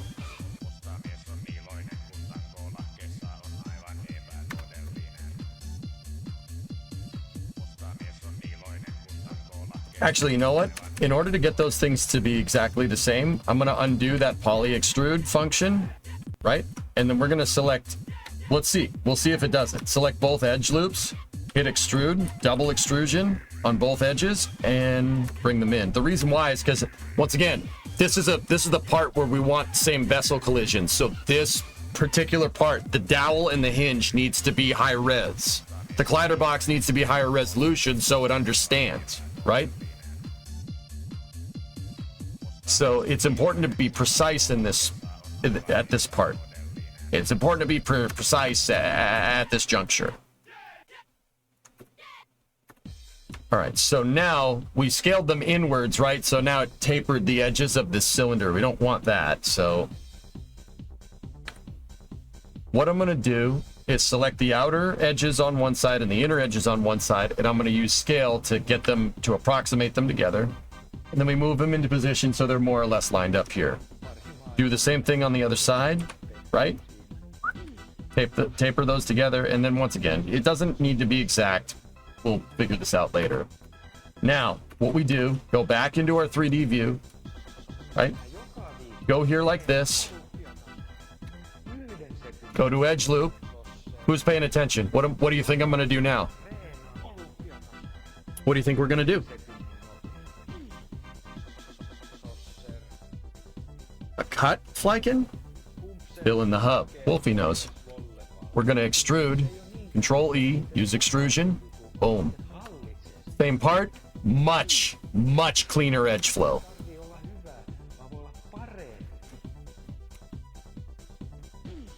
Now, we're not out of the woods yet. I just extruded those edges. It seems like that's all one piece. Well, it's not. There's 2 sets of vertices there. Watch. Ready? If I move this, see what I mean? We unwrapped it. We don't want that. Go back in there like this. Go in there like that. Hold this. Vertex normals. Or no, that's not right. Merge vertices. Merge. So now I set a merge function on that, and now those are acting as one vertex. Now, if we set the right threshold here, right? Go into wireframe, go here, and we set our vertex mesh threshold, right? We select all those inner vertices there. We hold shift, right click, merge vertices, go into that. Our threshold is anything within 10 millimeter of a vertex is going to merge. If I set this threshold to 10 centimeter, it merges everything into one. We don't want that, so let's set it all the way back over here. Set it back to 0.1, hit apply. So what that did is merge it. So now it's one shape. Now if I go here, select a random vertex, it's moving the inside edge and it's moving the outside edge as well. Cool. Good. Done. Easy peasy. Now, once again, we're gonna do some trickery here. I want these inner edges of this thing to look smooth, so soften the edge. Right, like that. Are you any good with using Mel scripts, my embedded language? Because there's a billion scripts that could help speed up your process. I don't remember. Sure enough. I don't remember, dude.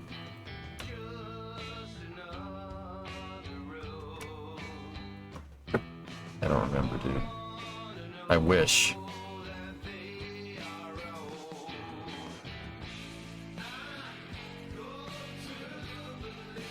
All right, so now we got to attach the wheel to the base plate here. Now, a couple of things that you could do. I don't even need to attach it. All I got to do is just tell Maya that that's one shape. That could create some problems when you go to texture this, though. Right? So you don't generally want that. I would like this to be one mesh. So I'm going to go in here. We're going to delete the outer faces here. 1, 2. On the bottom, though. On the bottom, right? 1, 2. Now, the reason why I did this is to preserve our edge flow. Right? Because this is all perfect quads. See that? So we won't need it. We don't... doing it this way means you don't need to go in with that multi-cut tool and start trying to make a bunch of different edges. And yeah, this is much easier.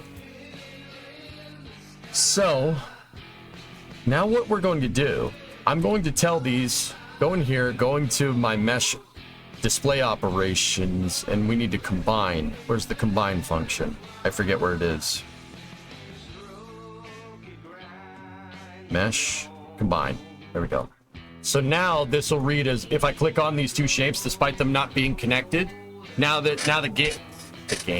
program is reading it as one. Select them and scale them flat.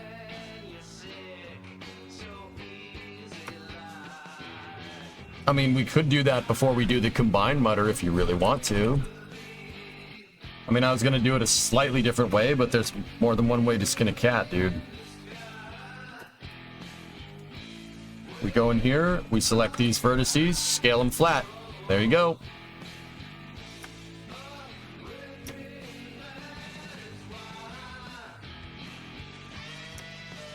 Now that looks a little funky, don't you think?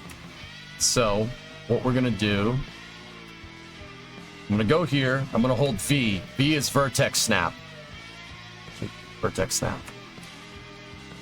And we snap these vertices to the outside. Sometimes that works a little funky and it does something like that, which we don't want. But sometimes it works just fine. See, it worked fine that time. But keep in mind, none of this is still connected anymore. None of this is connected, right? So, it's bent inwards and it looks funny, so... let's just do some...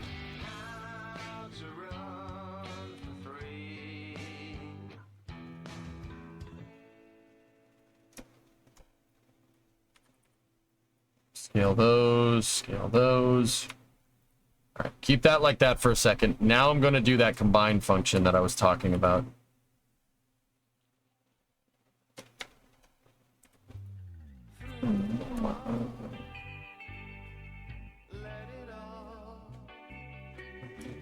All right, cool. Now, what I want to do is I want to make sure this is all parallel. So take those, scale that. Take those, use scale. The reason why I'm pulling in on the scale is because if you scale them this way, like actually a better way to do it would be to see that. If I want these vertices to all be straight, you scale them like that, but it averages positions. You got to be careful with that. But yeah, I made those things perfectly straight. Now, some of these should be real easy to merge, like go into wireframe, make sure we're not selecting any vertices in the background. Go there, merge. Go here, merge. Do the same operation on the other side.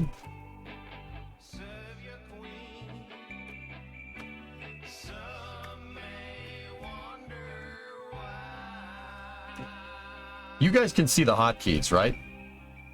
Yeah, okay, cool. Sometimes they don't show up, but you can see that. All right, cool. I'm using control right click and shift right click, and it opens up hotbars that basically has all your functions here. I use the hotkeys because they're pretty hot in their keys. All right, so now just make sure we average those together again. So now we've sewn the vertices on the outsides together, but we still have some problems here.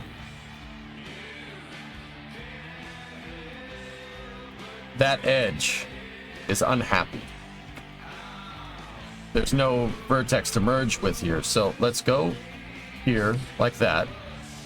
Split, Repeat function with G over there.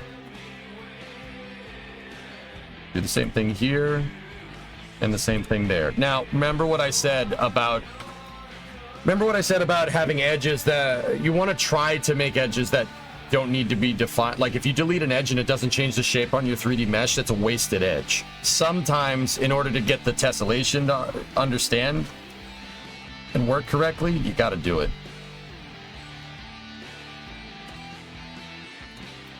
So go in here.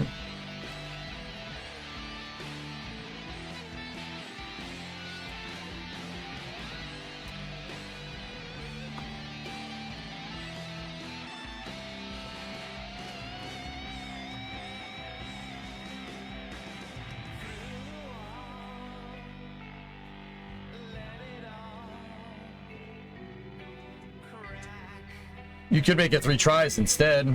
Yeah. This way works, Mutter. Actually, you know what? I'm going to undo that merge. There's a way to be more precise with this, right? If we hold V and we vertex snap these 4 edges, like I said, there are ways to do this, but you want to try to find the quickest way to do it. I'm sure people are looking at my workflow that know about this. I'm sure you guys are looking at it. You've figured out quicker ways to do this, but we're already here. We're already doing it, so easy peasy. All right, sweet. There's our clevis. Oh, there's part of our clevis. We probably should use the append to polygon tool and fill in those edges right there. Hit G to repeat function. There you go. But look, still a crease right there. Go into wireframe. I like it. Whenever I'm trying to select vertices, guys, I love going into wireframe because check this out. If I'm just doing this and I marquee select that vertice, right? Like, oh, it looks like I just selected that. But if you go into wireframe, you selected one behind it. The marquee select doesn't care. So go here like that. In wireframe, make sure you're trying to merge the right vertices together, right? And now, if we look at this mesh, there's no edge there anymore. See? I am a little out of practice. Yeah, that's fair.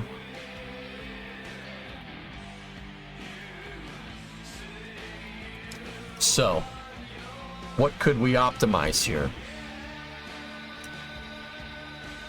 I see something. Check this out. 1, 2, 3, 4. Get rid of them. We don't need that. We don't need that defined on this side. Get rid of that. Go to our multi-cutter. Go there to there. That's not really going to work as well as I want. Crap. Because there's still a cornered edge right there. Nah. Any other ways? That way, I thought I saw something, but no, it's nothing.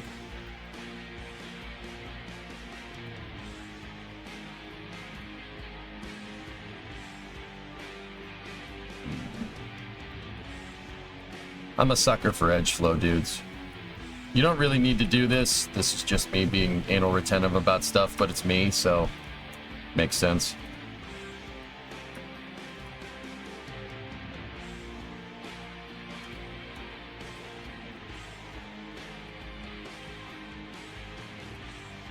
I like it looking nice, dudes. Okay, what can I say? It's got to look nice. I ain't gonna apologize for it.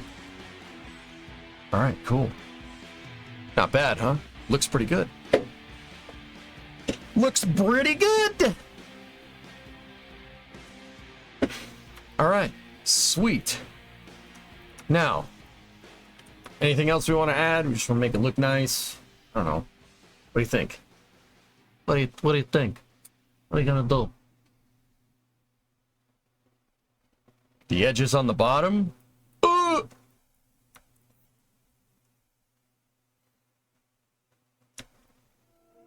Bandit?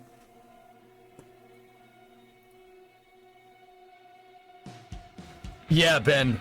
Doing it this way will pay off with UV mapping for sure. Absolutely. Yeah, good call, man. Put a smiley sticker on it? That's texturing. That comes later.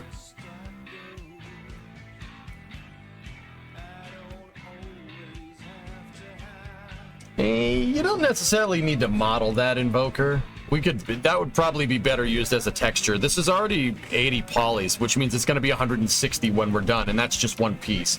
That's not the worst. It's not the worst, but we could do better. Oh, Mutter, you sent me a picture. Oh, this is what Mutter sent. Here, look.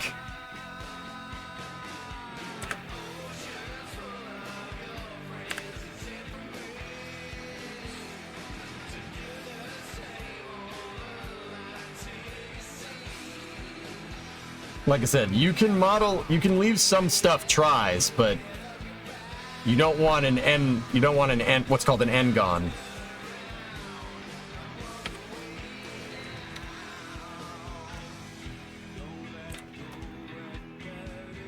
There you go. We just got rid of a bunch of edges, and now we have tries here. We have a couple of tries, but tries are okay. Try to stick to quads, but it will work. And now that we switch the edge flow up, once again, you don't need to do this unless you're really character modeling or making something that's going to be what's called a rigged mesh. So anything that's animatable, you have to worry about the flow of these lines here. But yeah, it's not a big deal. I learned a lot from this guy on YouTube, Aramis 3D. Yeah. I don't know the dude, Ben, but yeah, good stuff. At the end of the day, it's going to be tries anyway. Yep. Yeah, you can get away with that. And now, yeah, we took a couple of edges out. We took 2 polys out of that, which is great. That's what we want. Once again, you really want to get away from, you don't want edges on here unless they're defining something, right? So if you could delete a vertex or an edge and it doesn't change the shape, right? You should probably get rid of it. However, keep in mind that some of these edges are holding a shape, holding an edge that needs to be there.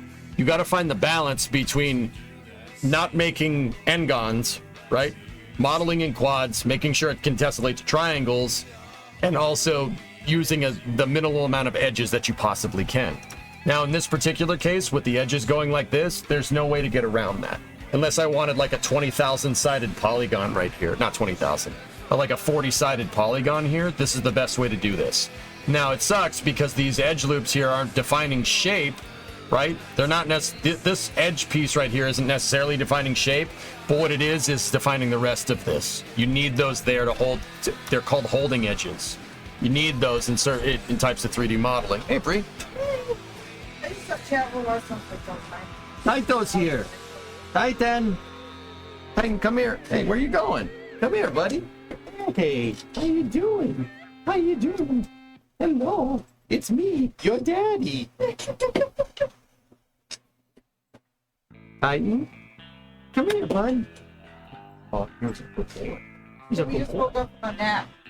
I just woke up from his nap. The dog. Oh, yeah, I did that. It was a tired jumper. Release him? What? Somebody said release him. It's me, your daddy, Roberto. Yeah, just knock over all my stuff to get at my goldfish. Nope. Hey, sit. You've trained him now on goldfish. Sit. Okay, come on.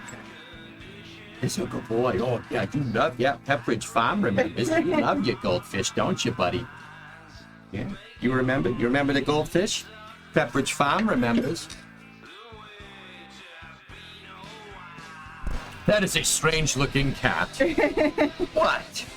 What? What are you doing? Hey, come here. I love you. All right. Anyway, All right, I'll let you you. see the part that I made? Yeah, it looks cool. It looks like a super collider. What? It looks like a Hadron super collider right now. All right. All right. Hey, buddy. You want to stay with Daddy? He's like, no. No, I do not. No, All right. Bye-bye. Bye, Taito.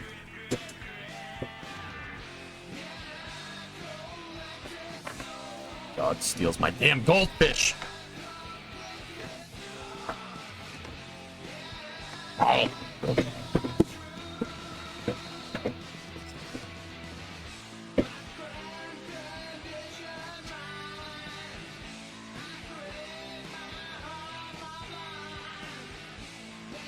Mm-mm.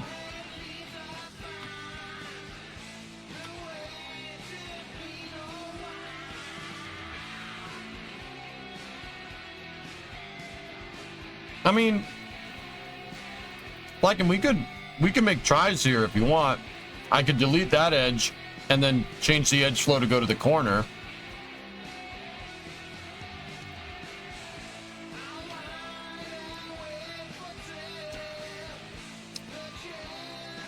What's that, Forge?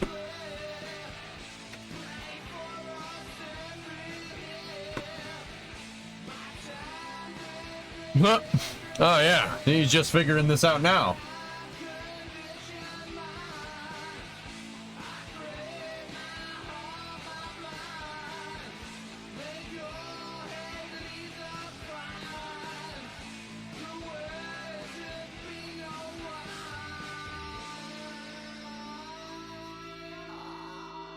Yep. Yep.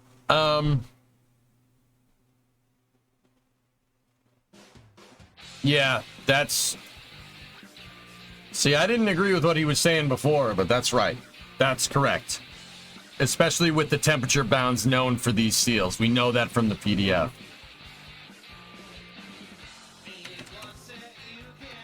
What's this?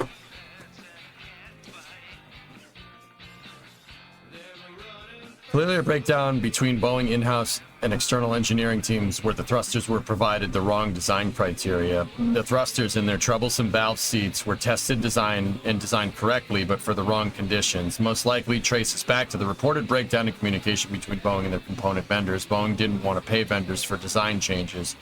Curious if the root is someone at Boeing accidentally not relaying vehicle updates to vendors, or if it was a conscious decision to avoid paying change requests.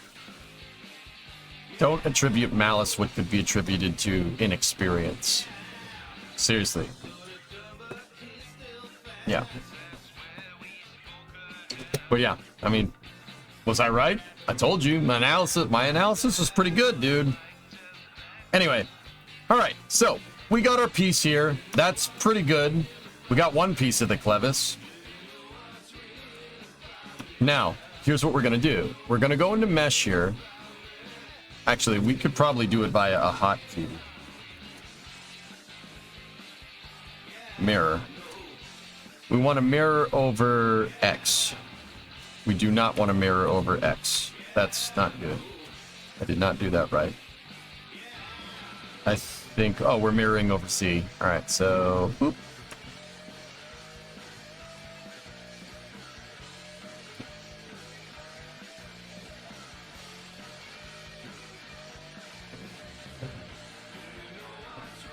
All right, are we done with this? Is this everything that we want? Yeah, I'd say pretty good. It should have been mirror over X. I don't know why that broke. I'm pretty sure it was mirror over X. Let me go into the tools. Let's try this. We want to mirror into... Oh, negative X. There you go. Incorrect parameter set for the key.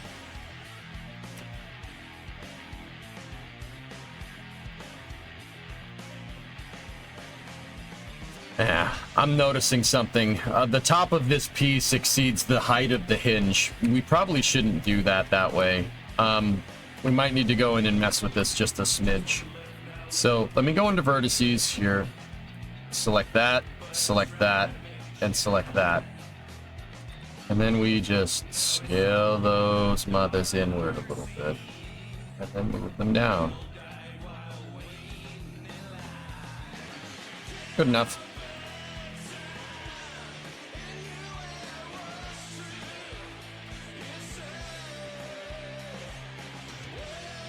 I'll tell you why I don't want it like that in a second.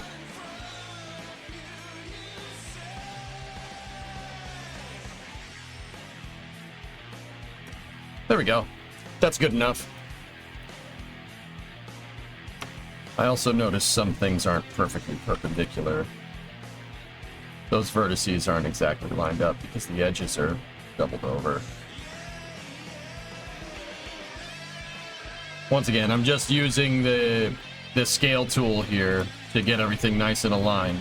Make sure all these vertices are lined up, and then go select this across the board, make sure that everything's nice and flat. I don't know. I like being precise.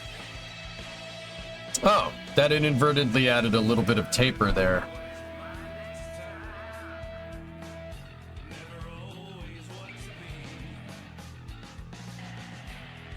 You know what? I don't hate it. No happy accidents. Or no accidents, only happy accidents. There we go.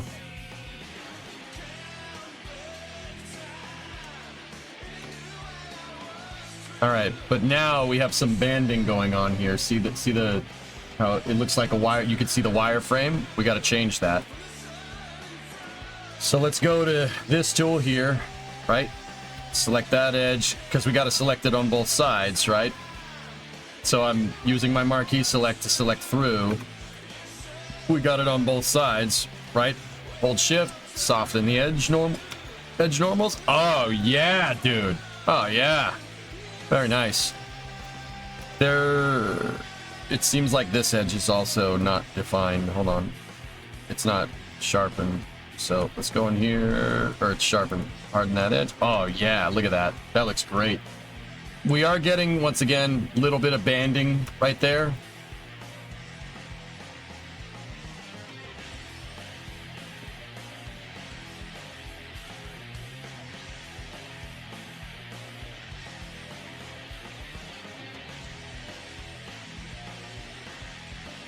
See, I'm just thinking about, yeah, it should be all right. We want a lot of chunk here on this bearing part of the clevis, because we know in KSP, the thicker the mesh around whatever parts are interacting next to each other, the less likely Kerbal is to skip a tick rate because of the low fidelity simulation and pop a part out of another piece. We don't want that. You know what? That kind of looks cool, but I'm kind of not about it because I'm worried about the collision meshes and stuff. So I'm gonna go ahead and we're gonna just flatten those out again, and it's not gonna look nearly as cool, but a lot more defined. Looks nicer. So go here. We're gonna have to soften that edge normal. Same with that one over here. Soften the edge. Done.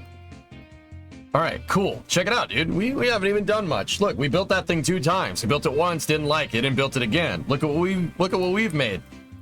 So once again, in case anybody's wondering what I'm trying to do, I'm making a part for KSP. That's why I'm in the KSP category, dudes.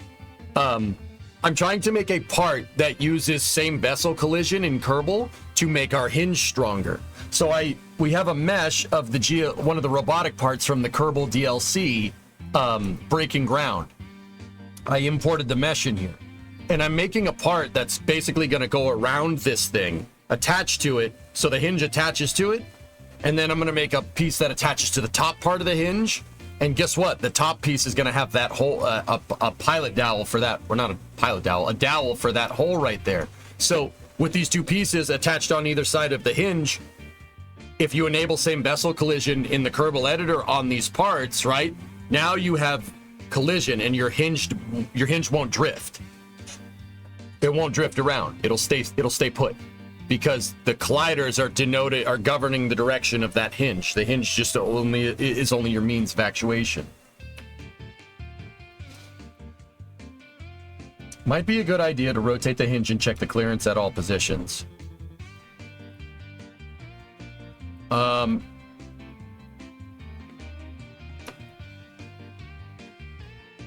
Mutter, I know the hinges. That part right there, that mesh lines up perfectly with this. It doesn't go any lower than that. So as long as we put this on a nice flat face like this, it's fine. Actually, you know what? You know what, dude? If we really wanted to solve that problem and we really wanted to be absolutely sure, you know what we'd do? That's what we'd do. Okay. I got an idea. Next step, FEA, finite element stress analysis verified with hand calculations. I'm gonna, yes, I mean, we could do that. When we go and set the parameters for this, Tom, we could do that. Kerbal has material science in it, but it's just not, it's kind of standardized over all the parts. The thermal physics that are in KSP that were added in 1.0.5, I believe it was, basically introduced material science like heat flux, heat absorption, melting point. In this case, when the part explodes, depending on what the temperature is. You have skin temp, you have internal temperature. You could set all those variables. I suppose if we just set this to like titanium, it'll work just fine. Just saying. I mean, we could do that. You could do it. We could do our element analysis if you really want to. All right, so now I have basically a quarter of this thing. So what I want to do, Mutter, we want to be absolutely sure? Do that.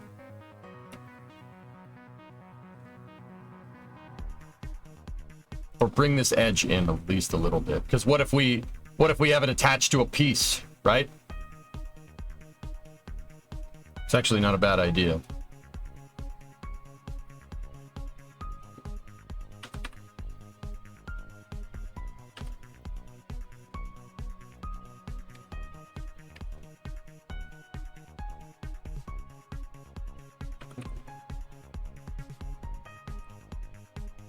Yeah, that should be well defined there.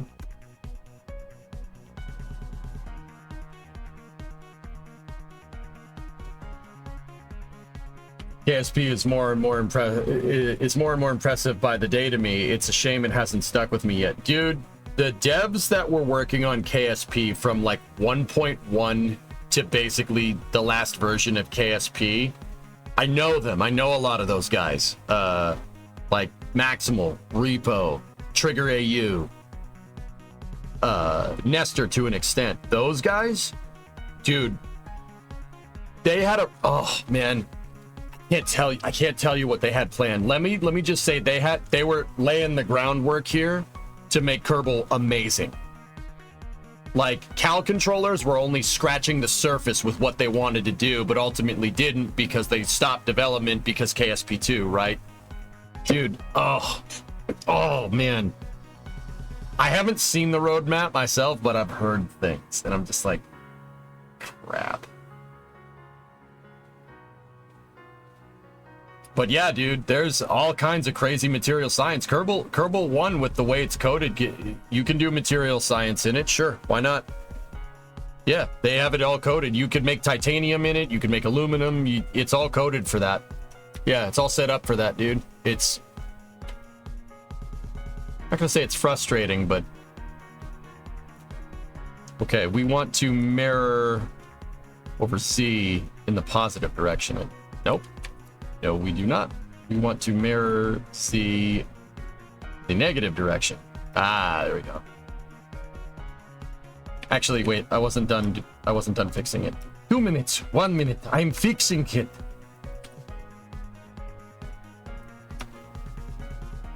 Perfect. Okay, go over here. Let's go open up that mirror tool again. Mirror negative Z. Cool.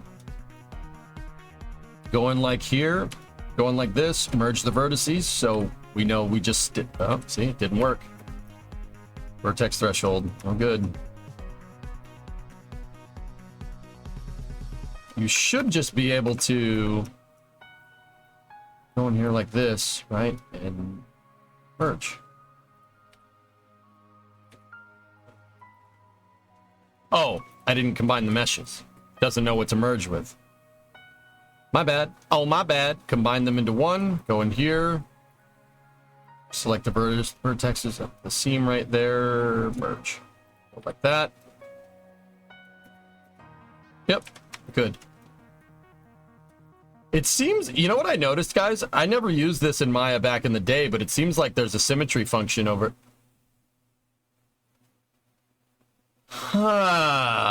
They built a symmetry function into this thing. That wasn't there when I learned how to use this. I'm not gonna lie to you.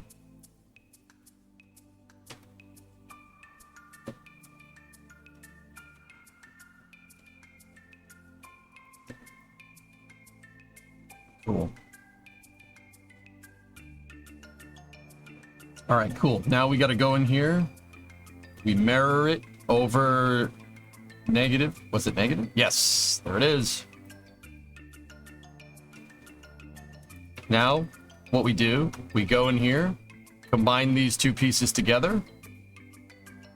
We go in here like this, go to our vertices, select those vertices, merge them, go to our edge and two edge loop and delete, because we do not need a center edge there. That's defining nothing. Easy peasy, yappin' easy. It's nice working with Symmetry Live. Maybe Maya had a symmetry function, Yum Food, when I learned how to do it, but it's been a while. I don't know. Don't remember. Summer. My summer. Cool. All right. So we'll name this part Hinge Clevis. That part's pretty much good to go. I don't see us needing to make any modifications to it, so we'll just leave it like that. We have the history of functions performed on this polygon here, but we'll leave that right there. We don't want to necessarily delete history just yet. Came around in 2016, but definitely better. Yeah, Yum Food, if I remember correctly, when I first started using Maya, this was like 05, 06. It was like Maya 7 or something. And what you could do is you could make a mirror mesh,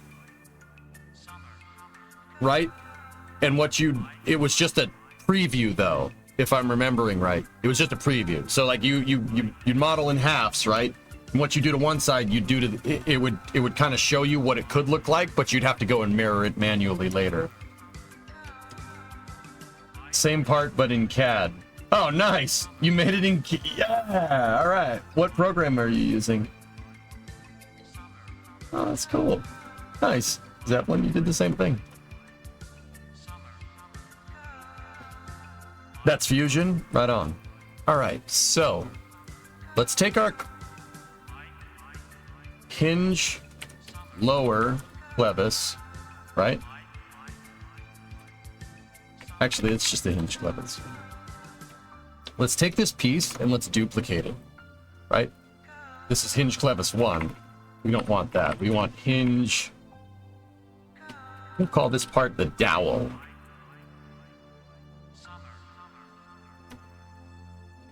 Fine.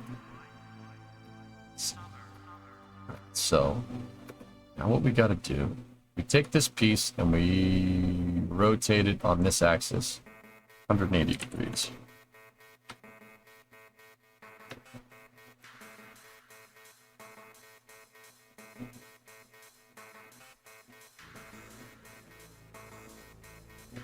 Now, if we did this right, we should just be able to move this piece right into position and everything should line up. But, obviously, these parts are going to need same vessel collision, so that's not exactly what we need now, is it? We need the pin to go through here, right?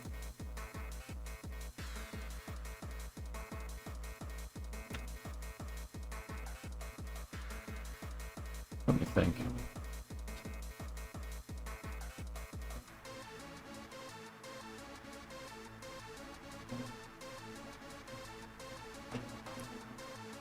Okay, move this piece up like this. Go here like that. Oh, wait. Before I do that, go in here. Let's reinsert that edge ring, right? Get rid of it. Let's go with one side like this. All right, so how do we want to make this piece?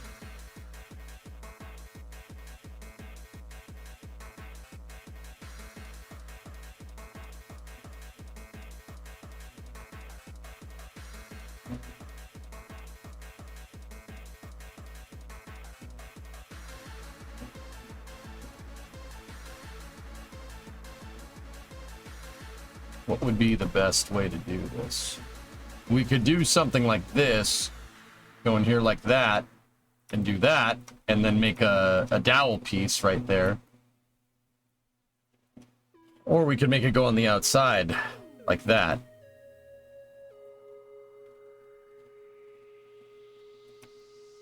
Ooh, I don't mind that.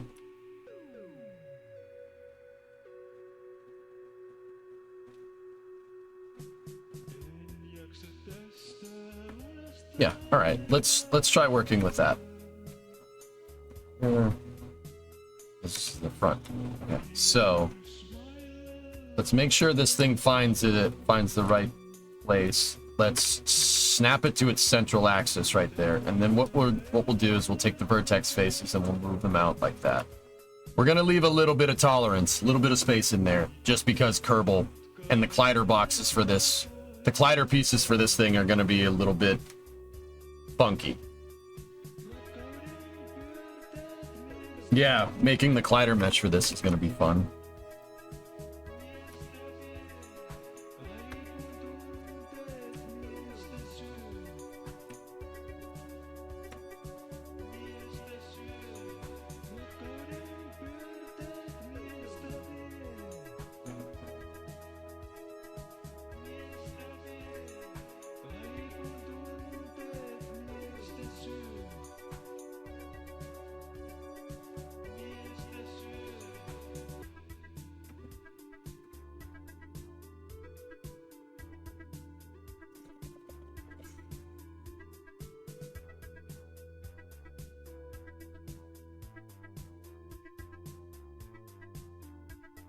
I'm trying to think what would be the best way to do this.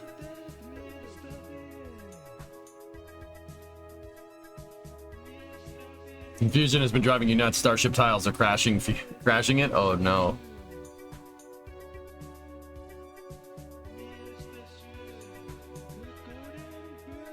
Let me think.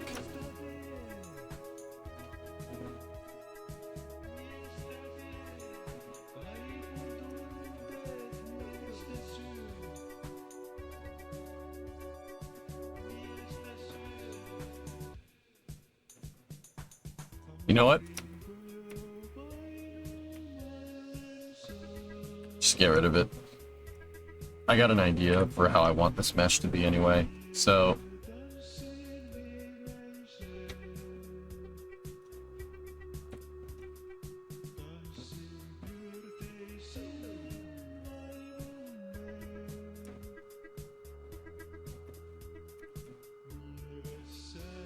actually, you know what would be a better way to do this?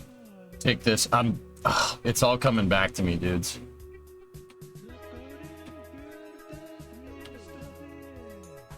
That's super strange. All right, so duplicate this hinge clevis 1 for now. Rotate it all the way up like that. Go like this. 180 degrees. That.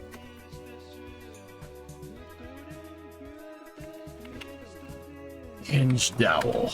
There we go. So let's go 2-edge ring and split, right? And then we get rid of one side of this thing.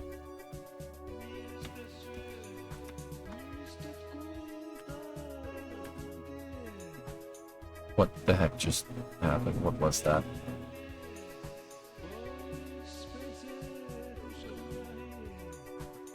I don't like the way that went down. So I'm gonna redo it, and we'll do it from the isometric view. We'll select faces, do it from the isometric view, and then delete it, because this part is not gonna be an exact copy. So now,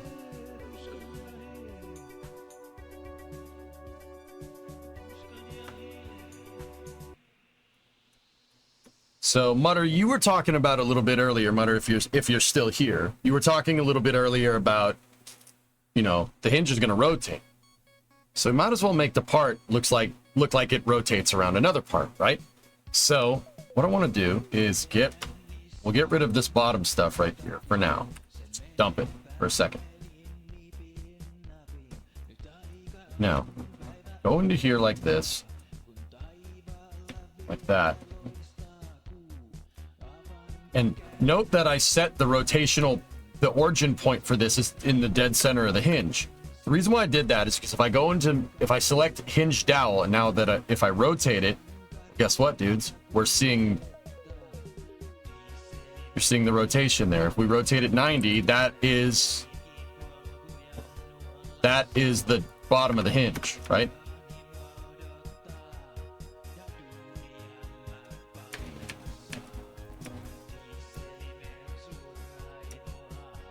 Interesting.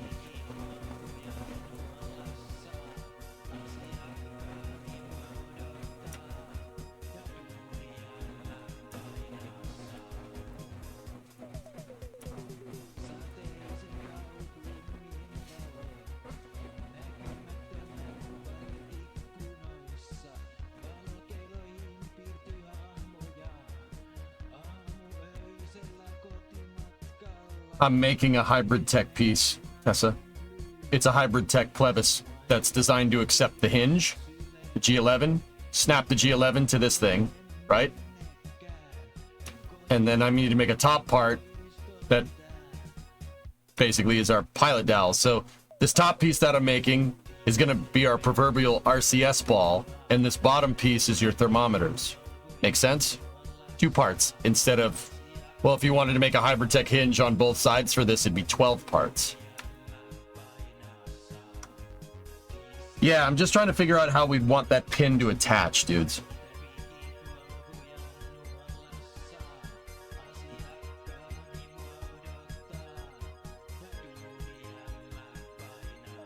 It kind of would be cool to make it look like it interfaces with the hinge, like you attached it.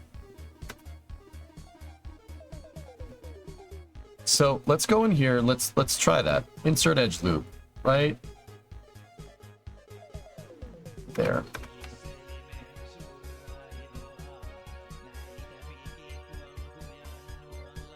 You know what? I know a better way to do this. I don't need this edge flow over here. So go to our vertex faces, get rid of them. Go here like this.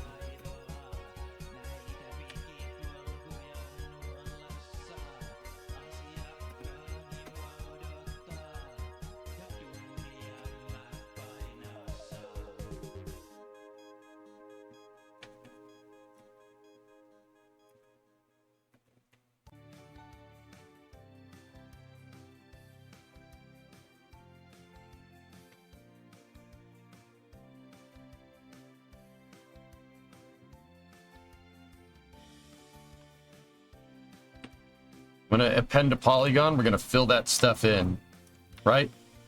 Yeah, I think it would make it look cool if if we attach the piece and like made it look like it kind of attaches to the hinge rather than just be floating around it. I think that would be super cool.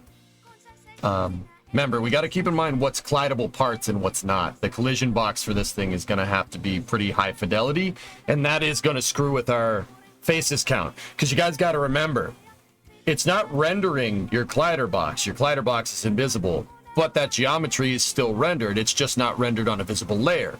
And that geometry is used to define how this thing moves around, particularly what it smashes into and blows up against in KSP, right? Your collider box definitely counts towards your final polyagonal count. What I'm doing here is trying to make this as low res as possible because our collision box is going to be pretty high res for this because it needs to be precision. It needs to be precise. It needs to be a precision tolerance part. Has to be that way.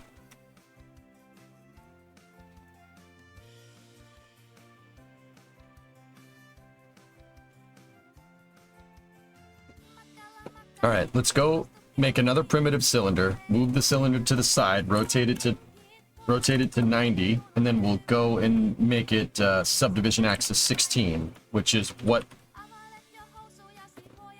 the mesh is, what this mesh is, excuse me.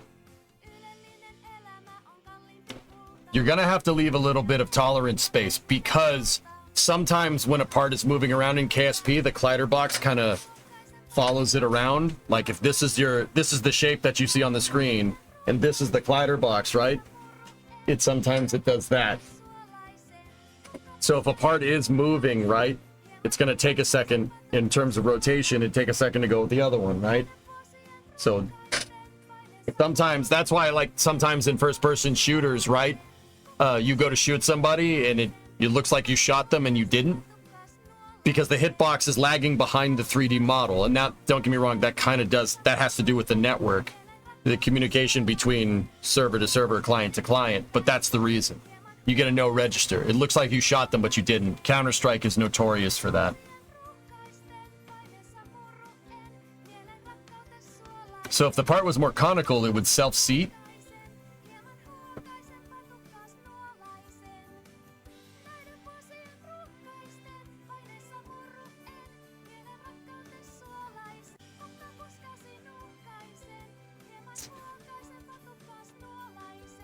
Yeah. Yeah, if we made this conical, yeah, it'll self-seat. Yeah. That's actually a cool idea. Only if parts flexed. Yep.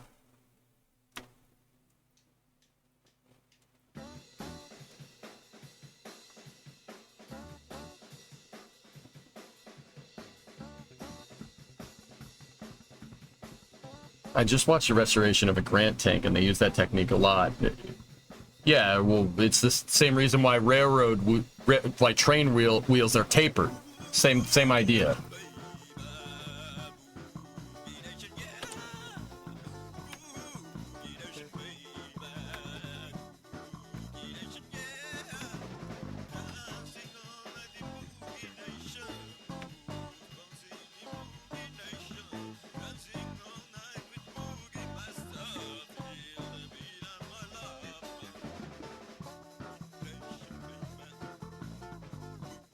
Yeah, that's why you need to leave tolerance right there, because see what I'm talking about?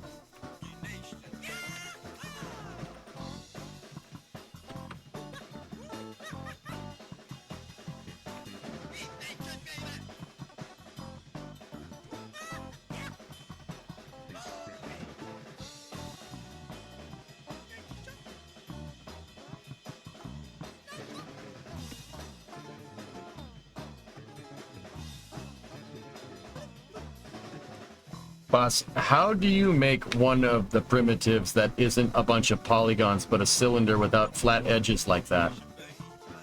It's in your tool settings, Tessa.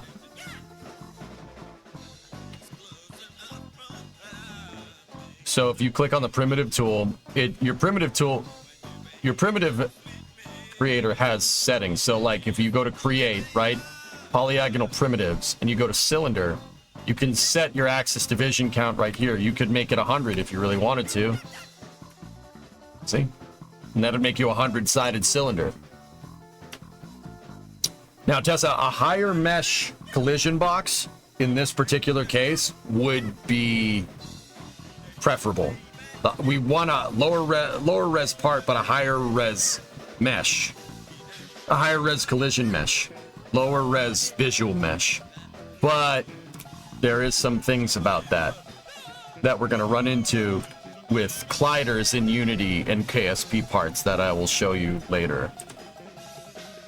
Long story short, we're gonna have to take out some trickery here. There's a reason why I left it at 16. Yeah, there's a very good reason for that. How did the RCS balls come out smooth? My guess, Aqualex, is that somebody somehow made a surface primitive for that. So a NURBS sphere. Somebody made that. NURBS use edge averaging and approximation to create shapes. Basically, with NURBS, you have control meshes. So I believe that somebody somehow made that a collider box for RCS. It's a primitive. It's a primitive NURBS, so it's surface modeled collider box, which that would be what it's called, surface modeling. Can you repeat that?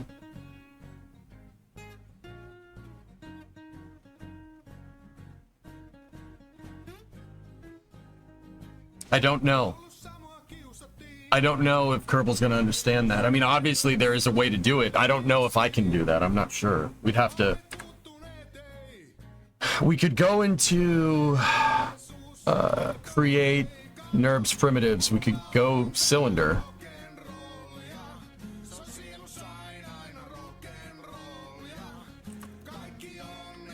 Oh.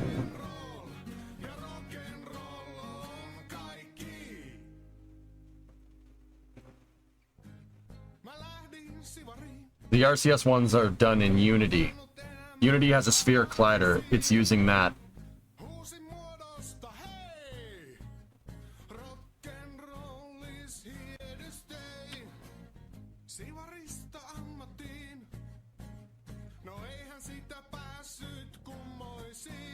Okay.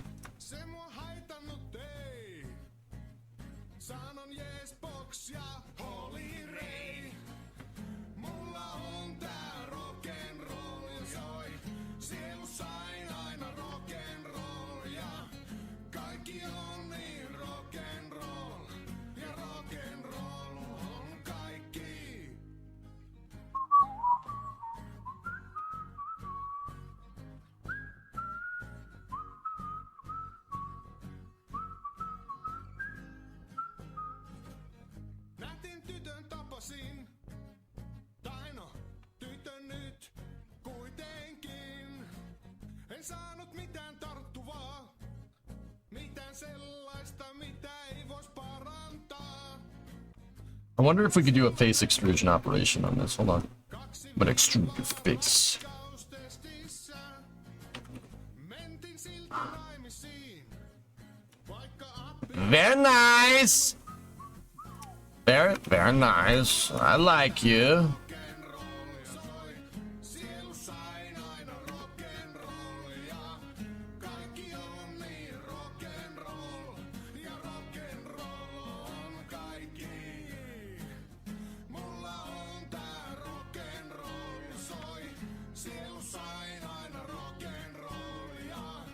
Kaikki on niin rock'n'roll, ja rock'n'roll on kaikki. There's nothing you can do about it. Sorry.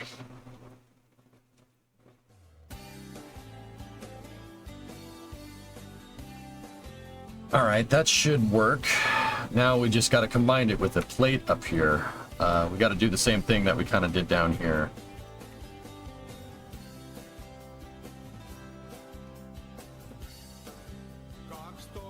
Vuotta täytin. Isä poltti puisen veturin. Se saunapesän tuhkattiin.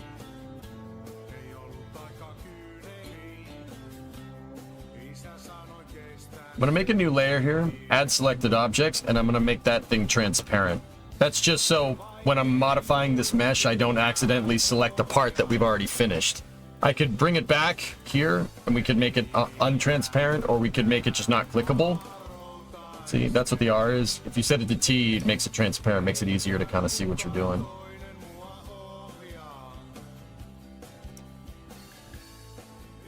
This is specific game depth for Kerbal, Ren. I feel that this belongs in the Kerbal category, dudes.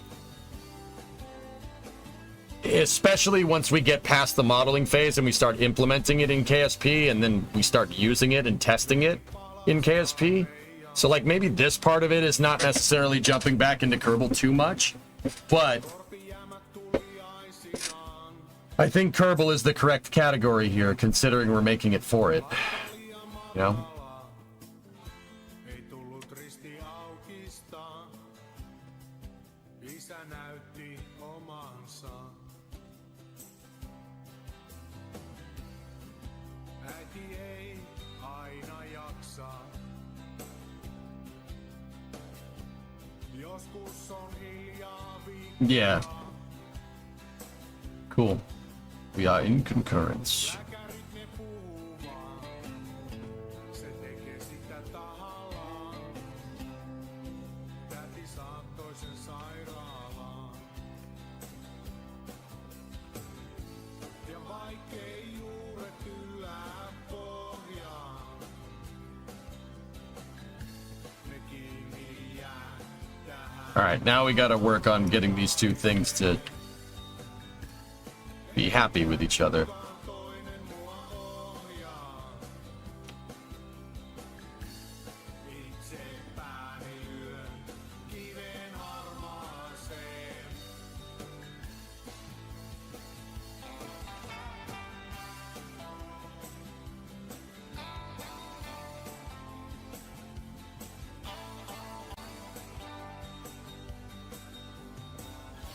Ja vaikkei juuret yllää pohjaan.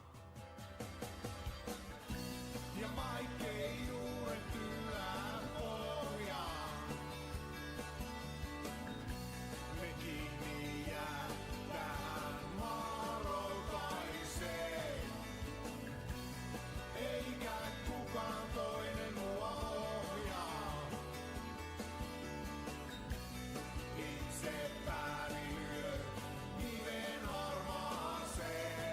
All right, so now we'll combine the plate with our hinge piece, at least to an extent.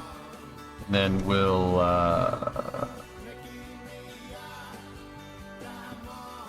start merging. Ching is complete. Bassa de Templari.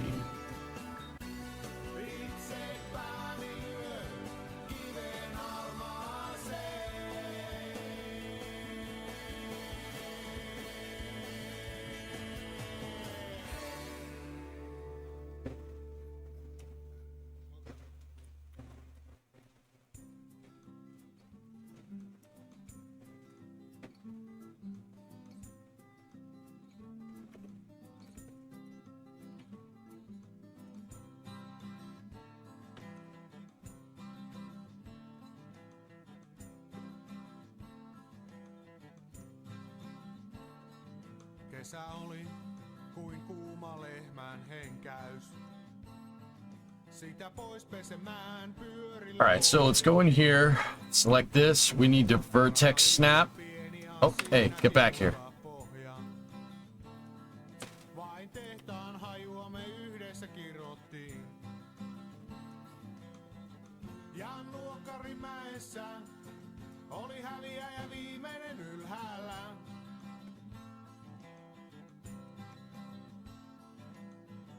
Ja noista päivistä ei oo kuin rippeet jäljellä, mutta aikuisuuteen I'm gonna split edges here. We're gonna add a lot of edge loops in here just so we can figure out this shape.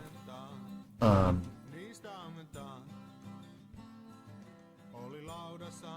we'll do that there. That'll work. I think. That should give us what we're looking for. Take that edge loop. And then go over here, take that edge loop, and we will scale those two edges inwards. That. Cool.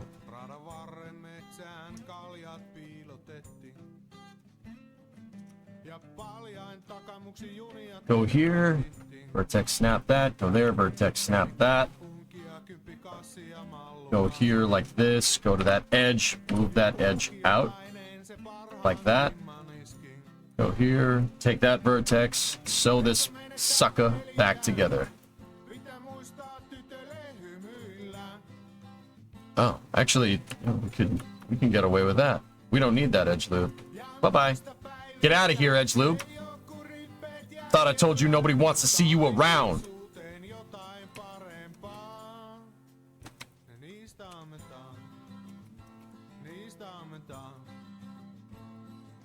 Looks like a turbo.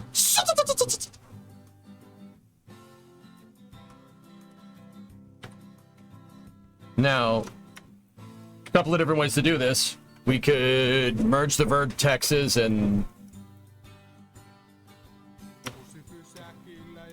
go in here, select face,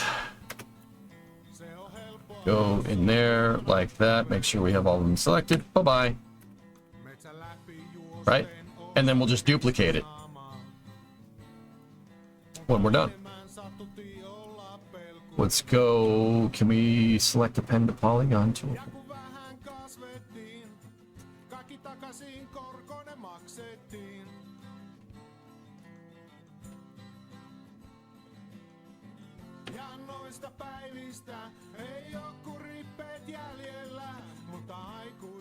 Cool. Let's just go in here and make sure that we've merged all the vertices correctly. That one's not merged. See how with this one, you're moving all the different edges all at once? With this one, you click it, you're not. So that sucker, select wireframe again, make sure we're not selecting anything in the background. Merge.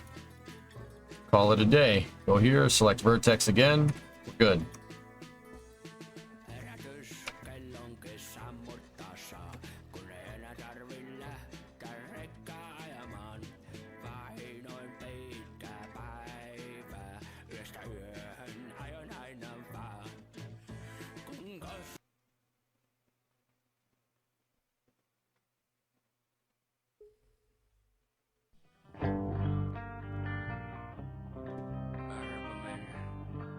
Well, you're at it. Will you make a crankshaft for KSP?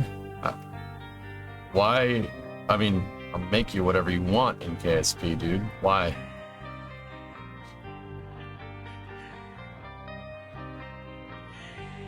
What's the difference in models for a game like this versus something like a model for 3D printing or CNC machine? Not much. The file extension. All 3D models are a collection of vertices in 3D space relative to an origin point, dude. Easy. Like root part. See where my arrow is? That's the root part in 3D space. But the root part in this particular case is a locator. That isn't rendered. It's just origin point. And everything else is a reference to that. Every vertex position is a reference to that origin. Easy peasy. Because it'd be cool and you could demonstrate engines in KSP. Yeah, you could. You can make gears too. You can make all kinds of cool stuff, man.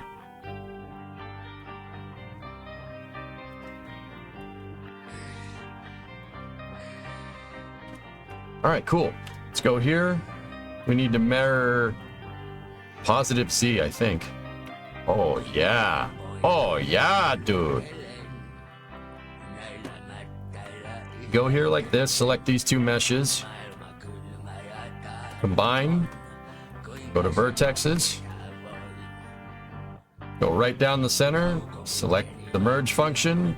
Oh.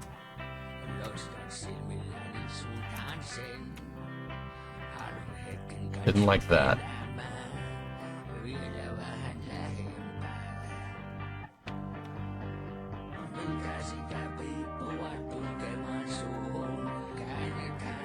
Oh, all right. Select the vertex merge and moved it to that. Hit apply.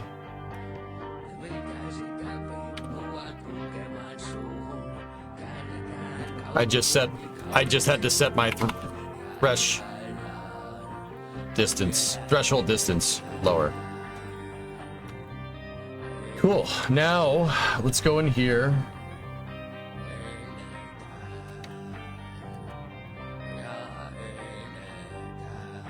Mirror. Positive X. Nope, didn't like that. It tried to mirror over itself. We don't want that. We need negative X. Mirror.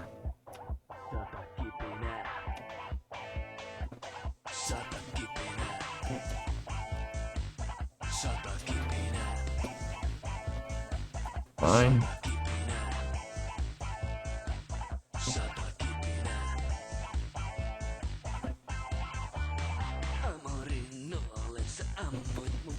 There you go. There's your top piece.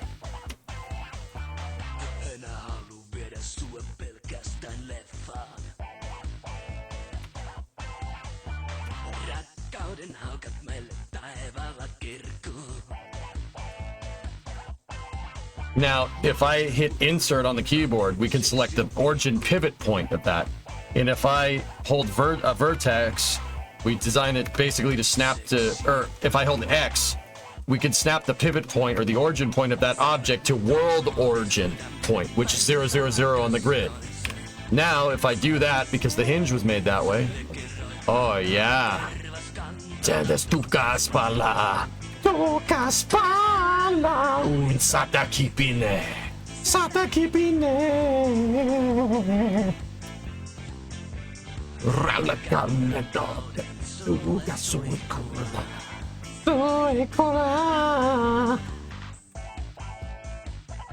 There you go. We should probably go through this and delete some edges that we don't need, but Kaikamoka.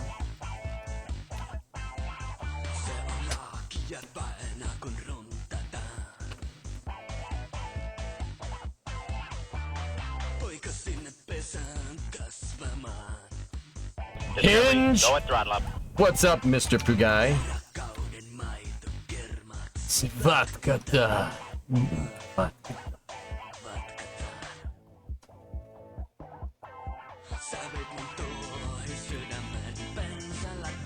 Mutter, I'm gonna do the same thing that we did before. Tervas cancele tu caspala. Tu caspala. la.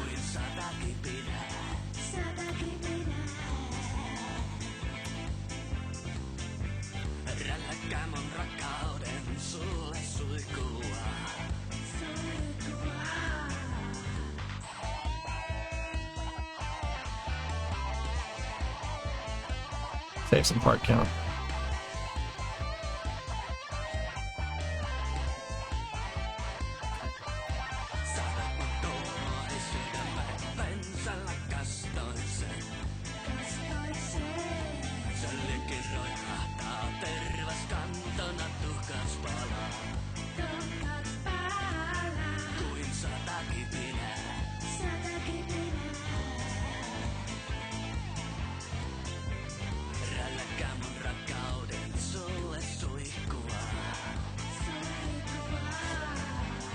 I don't like doing that way.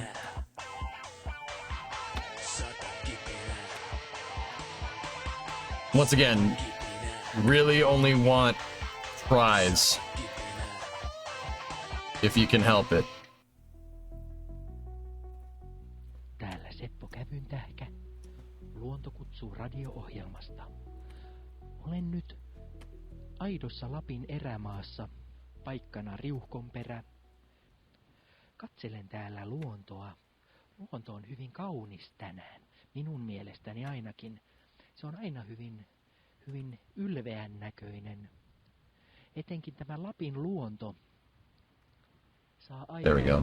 Just cleaned it up a little bit. Täällä on kaikenmoisia lintuja. This music makes you want kill you. Speaking of that, it's pretty much time. Let's go back into the mirror. Nope. Let's go back in the mirror, and we need positive X. There. Myös go. Yksi lintu on vätviäinen ja Now take these two, go here, combine them together. Go there, wireframe mode, merge. I actually think in the combine options there is an option there's a vertex merge option threshold in the combine settings.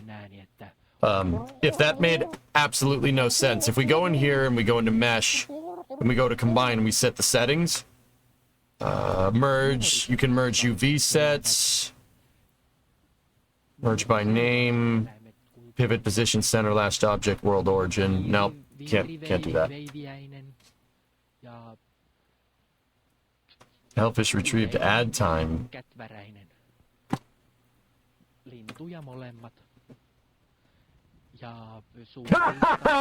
Fricked!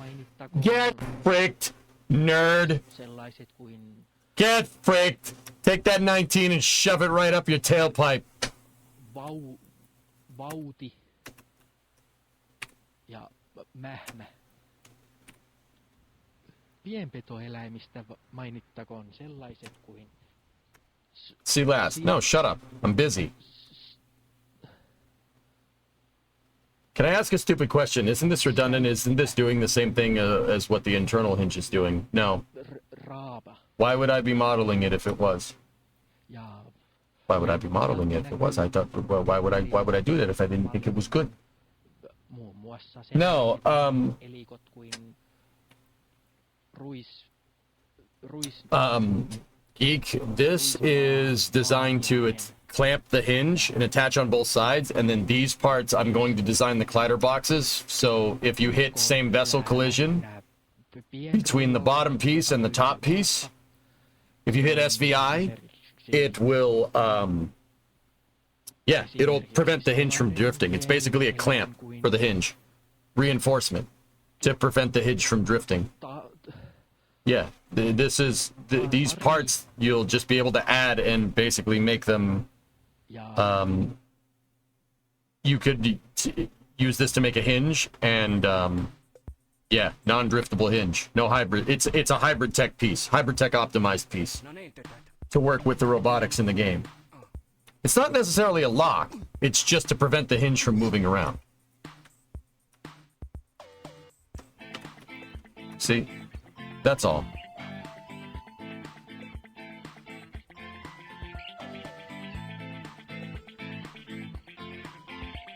You know, if this highlighted piece would be its own piece in Kerbal, right?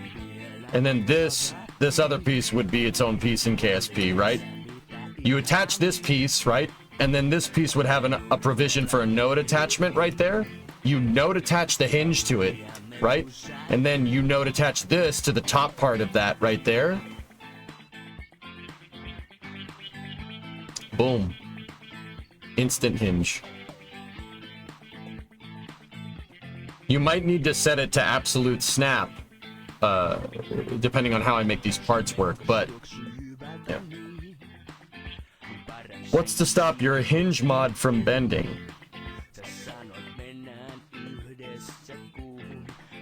Same vessel collision, SVI, same vessel interaction. You set SVI on both of these pieces.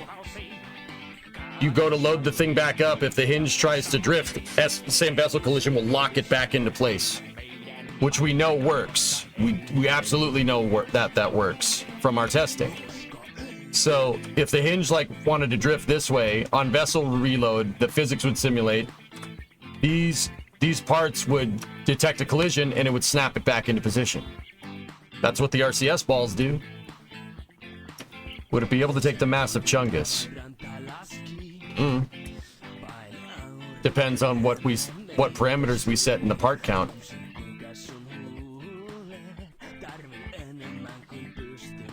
I thought this would be a cool part to go through the modeling process and teach everybody everything, right?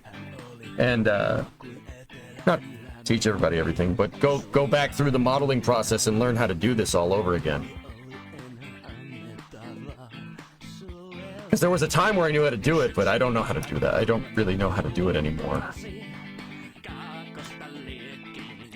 The next step here would be UVing this stuff and then texturing it.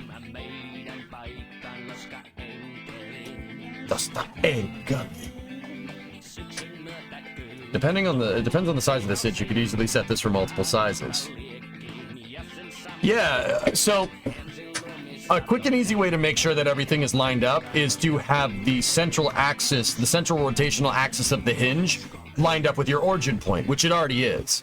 That means that this part, if we absolute snap this part into position, right, in the Kerbal editor, relative to the hinge will always snap to the center line.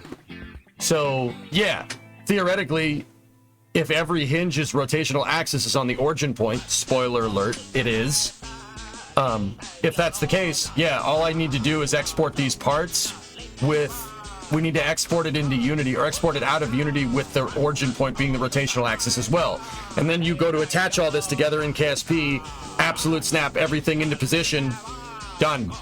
It'll work with any hinge. It'll work with the small one. It'll work with the G00. Never mind the G11. With this, you could theoretically take the G00 and use that. But yeah, it's really designed for that.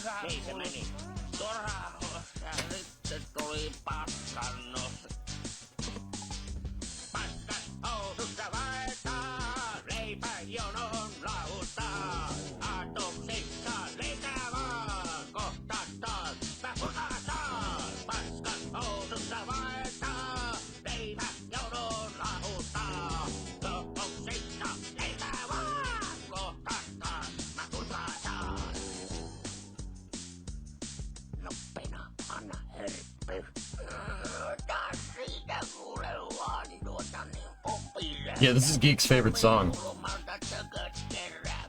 Also, make gears.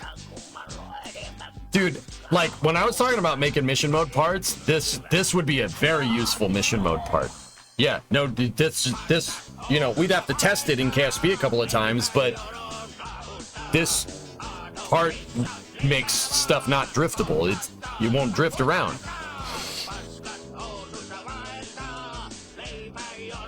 Does this song mean you need to take Titan for a walk? Yes. You could make a squash plate? Swash plate. We can make anything, guys. You can make anything. Make anything you want. I could make a tuba if you want.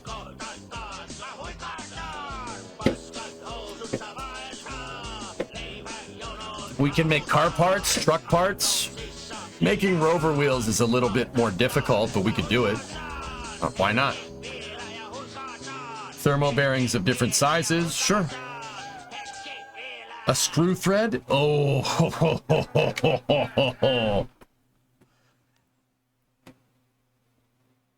a screw thread would only, I would only do something like that, Tessa. I mean, you could make a screw jack. We could do that. Like a rack and pin, we could, no, that's not necessarily that, but you could do that rack and pinion if you really wanted to. But here's the thing, guys. There is a catch. It's always a catch. The catch here is that certain parts, the collider boxes, in Unity, collider boxes can only be convex. It has to be a convex mesh collider. Meaning you can't make a collider box like this. You can't make like a U-shaped collider box.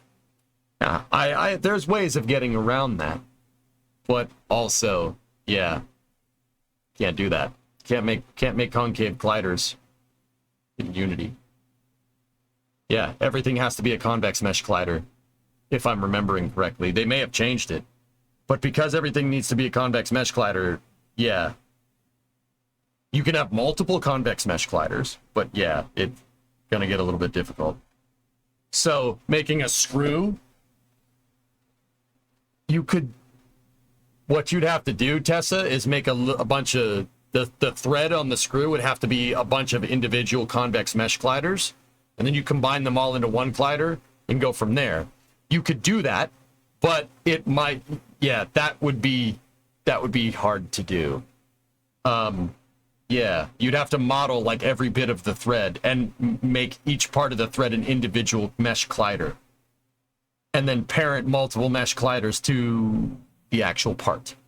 Remember what I said about parts drifting around? So like if this is your mesh, this is the collision box.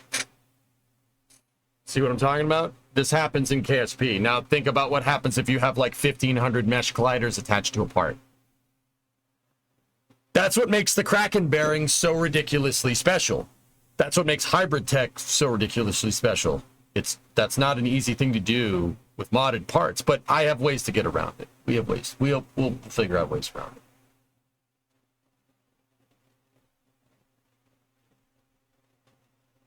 Oh no. Here. What?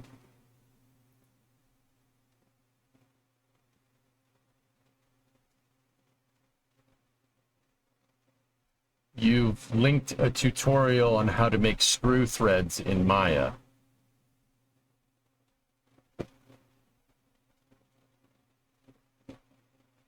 Okay. So?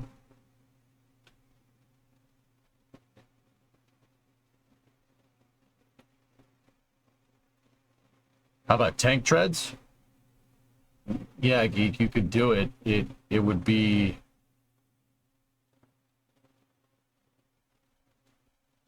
You'd have to use robotic parts. I'd have to go figure out how the robotic pieces work, and then, yeah, you just make your tread piece a robotic part with a hinged part on either end, and make it an attachment node, and then attach another piece, and it'd be like chaining a bunch of hinges together, but instead of the hinge, you have a tank tread shape. You could do it, sure, why not? I just wanted to see and share. Oh, yeah. Helvish, that doesn't really help me. But yeah.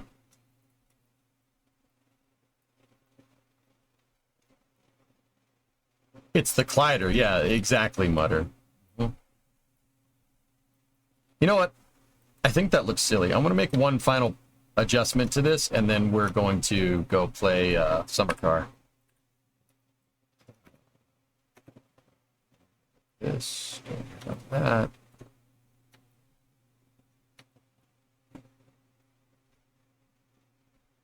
This is going to glide into the hinge a little bit, but I don't care. It'll make it look like it's designed to work with it. Either that, or we could just move the whole thing, just make the whole thing bigger.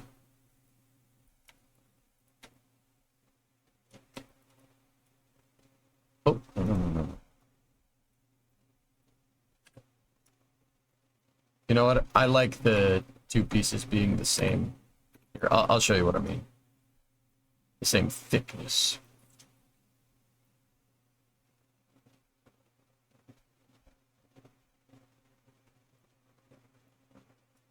We haven't UV'd anything, so this part of the design is still up. It's still flux. So I want to move that basically right to the edge of the hinge. Like that. And then I want to take these pieces right here. And I want to make the races for this same thickness, more or less. It doesn't have to be. It's just curvable. We're not making precision parts here. It's the gliders, once again, that are going to have to be precise. Right? And then go here like this, take those vertices and do that.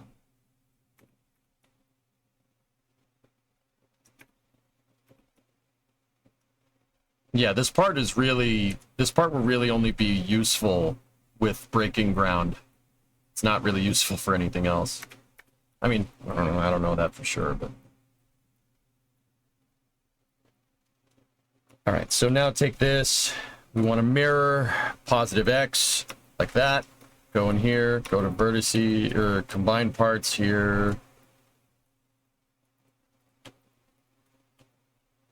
Combine vertexes, go here, merge vertices, go here, select that edge loop, do edge loop and delete. We don't need that. That edge is not defining anything. Go here like this. Actually, oh, that's an interesting idea.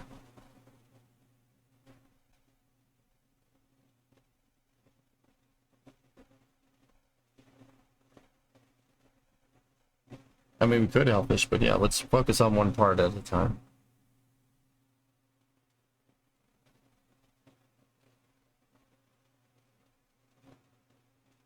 I'm wondering if we could, you know what, dudes? Anybody, I haven't 3D modeled in a very long time, and I'm just thinking about process optimization. UVing is a pain in the butt, right? Everybody knows. So what's UV? UVing is basically you telling how the texture is applied to the 3D model, all right? That's what UVing is. You know what I'm thinking, dudes? And you guys, people that do this more than me, you correct me if I'm wrong. Couldn't we model or UV half of this and then duplicate it, especially if the texture is mirrored? I mean, worst case scenario, we just take the UVs when we go to duplicate this, right? And we just put them next to each other if we want an asymmetrical texture. Yeah, that's how you'd do that, right? That's how you'd want to do this? Good, cool. That's what I'm doing. So we don't need to duplicate it over, but that's what it would look like. Cool. Excellent. Yeah, you can, yeah, that's right. You can do that with UVs. All right, cool. Let's save our work. Is there a tiny gap between the pin and the hinge hole? Yes, Gil. You want a little bit of a tiny gap. I'll show you why. This is mostly for visual purposes, right? See what I'm talking about?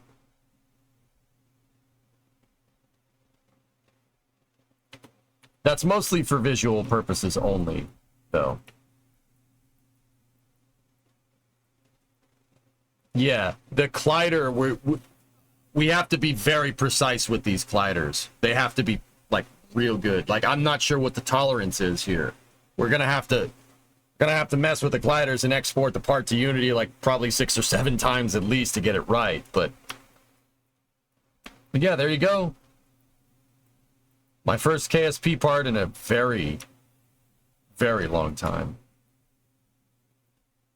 But you know what's cool? What we could do here is on the texture, we could make marks. If we make lines that kind of follow this, we could you could tell it degrees rotation, so you could kind of see, you know, how much it's rotated or something. I think that would be kind of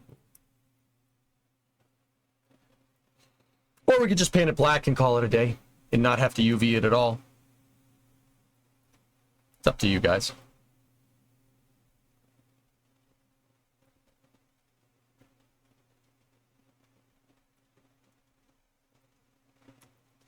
See these pieces right there?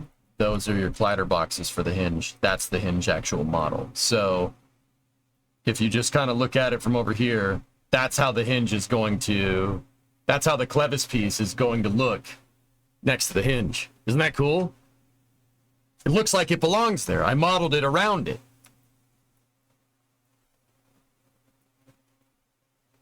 We can make it look like it's leaking oil, O10, if you really wanted to. You got to put the EJSA meatball. I prefer the EJSA more.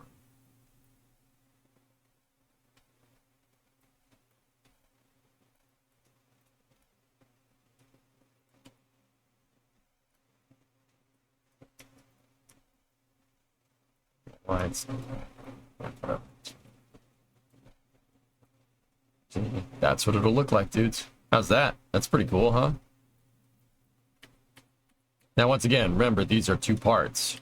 But all right, we'll save this and we'll leave it like that. And guys, if you guys seem pretty into this, so I guess we want to do it again tomorrow. Keep going.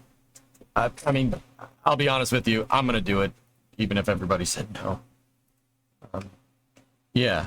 So we'll go through the rest of the implementation process into KSP.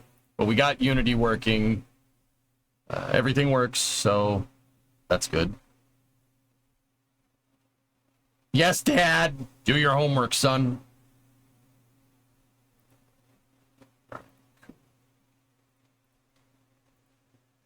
And yeah, if we get that hinge part in KSP, we'll put a bunch of these things together and do a load test to see what we can rotate without the thing bending.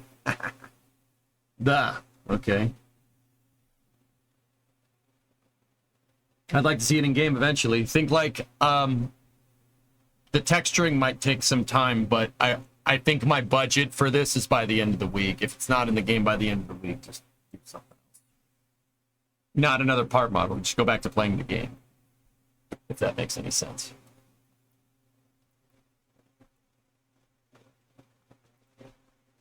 But it is now time for Summer Car. Are you guys ready?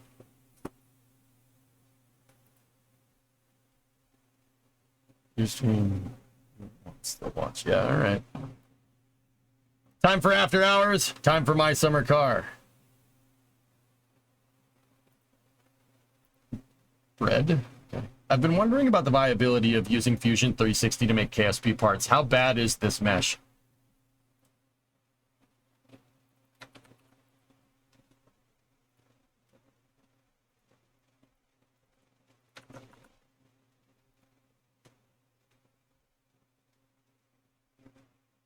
No.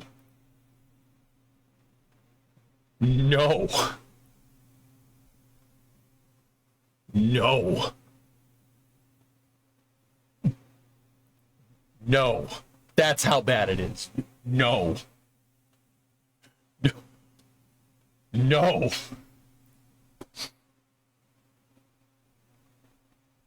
Still bad.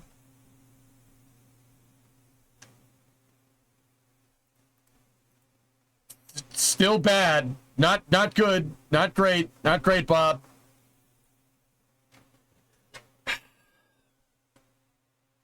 Oh, God, it's banding so hard, dude.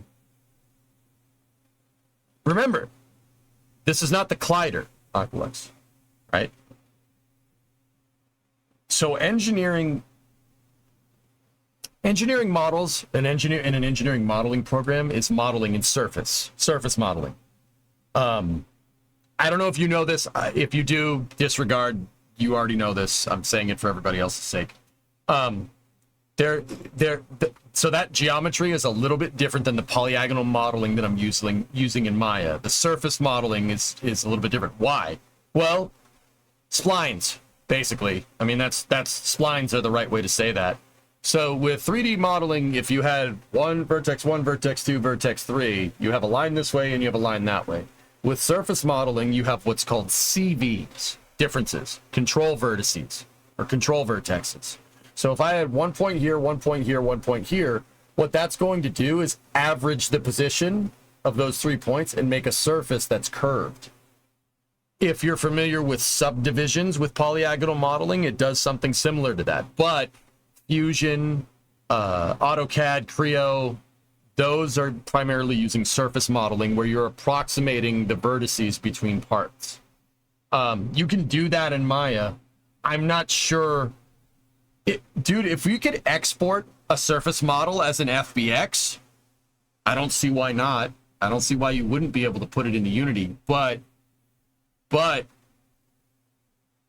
you might make some, there might be some performance issues, because that's a lot of faces, dude. That's a lot of faces for this part. You gotta remember, here's the important thing to remember. What I made tonight is just a visual thing. It's just a visual part.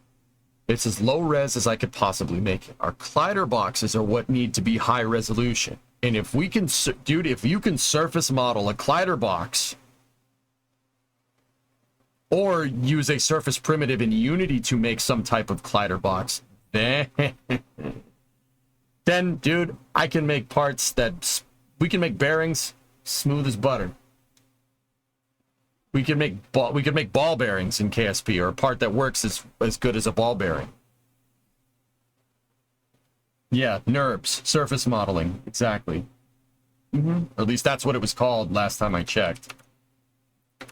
I don't know, dude. It's been a while. I've been out of the game for a long time.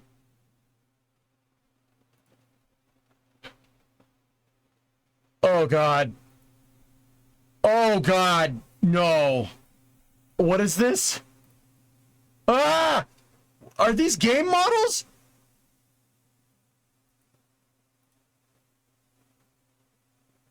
Ah! Oh! Please tell me that's a production model for like a 3D animation or something. If that's a game model, no. No. No. That will kill someone's computer. Somebody will be playing your game, that model will come into your game, your graphics card will try to render it and go, ah! And then that's it. That's a game?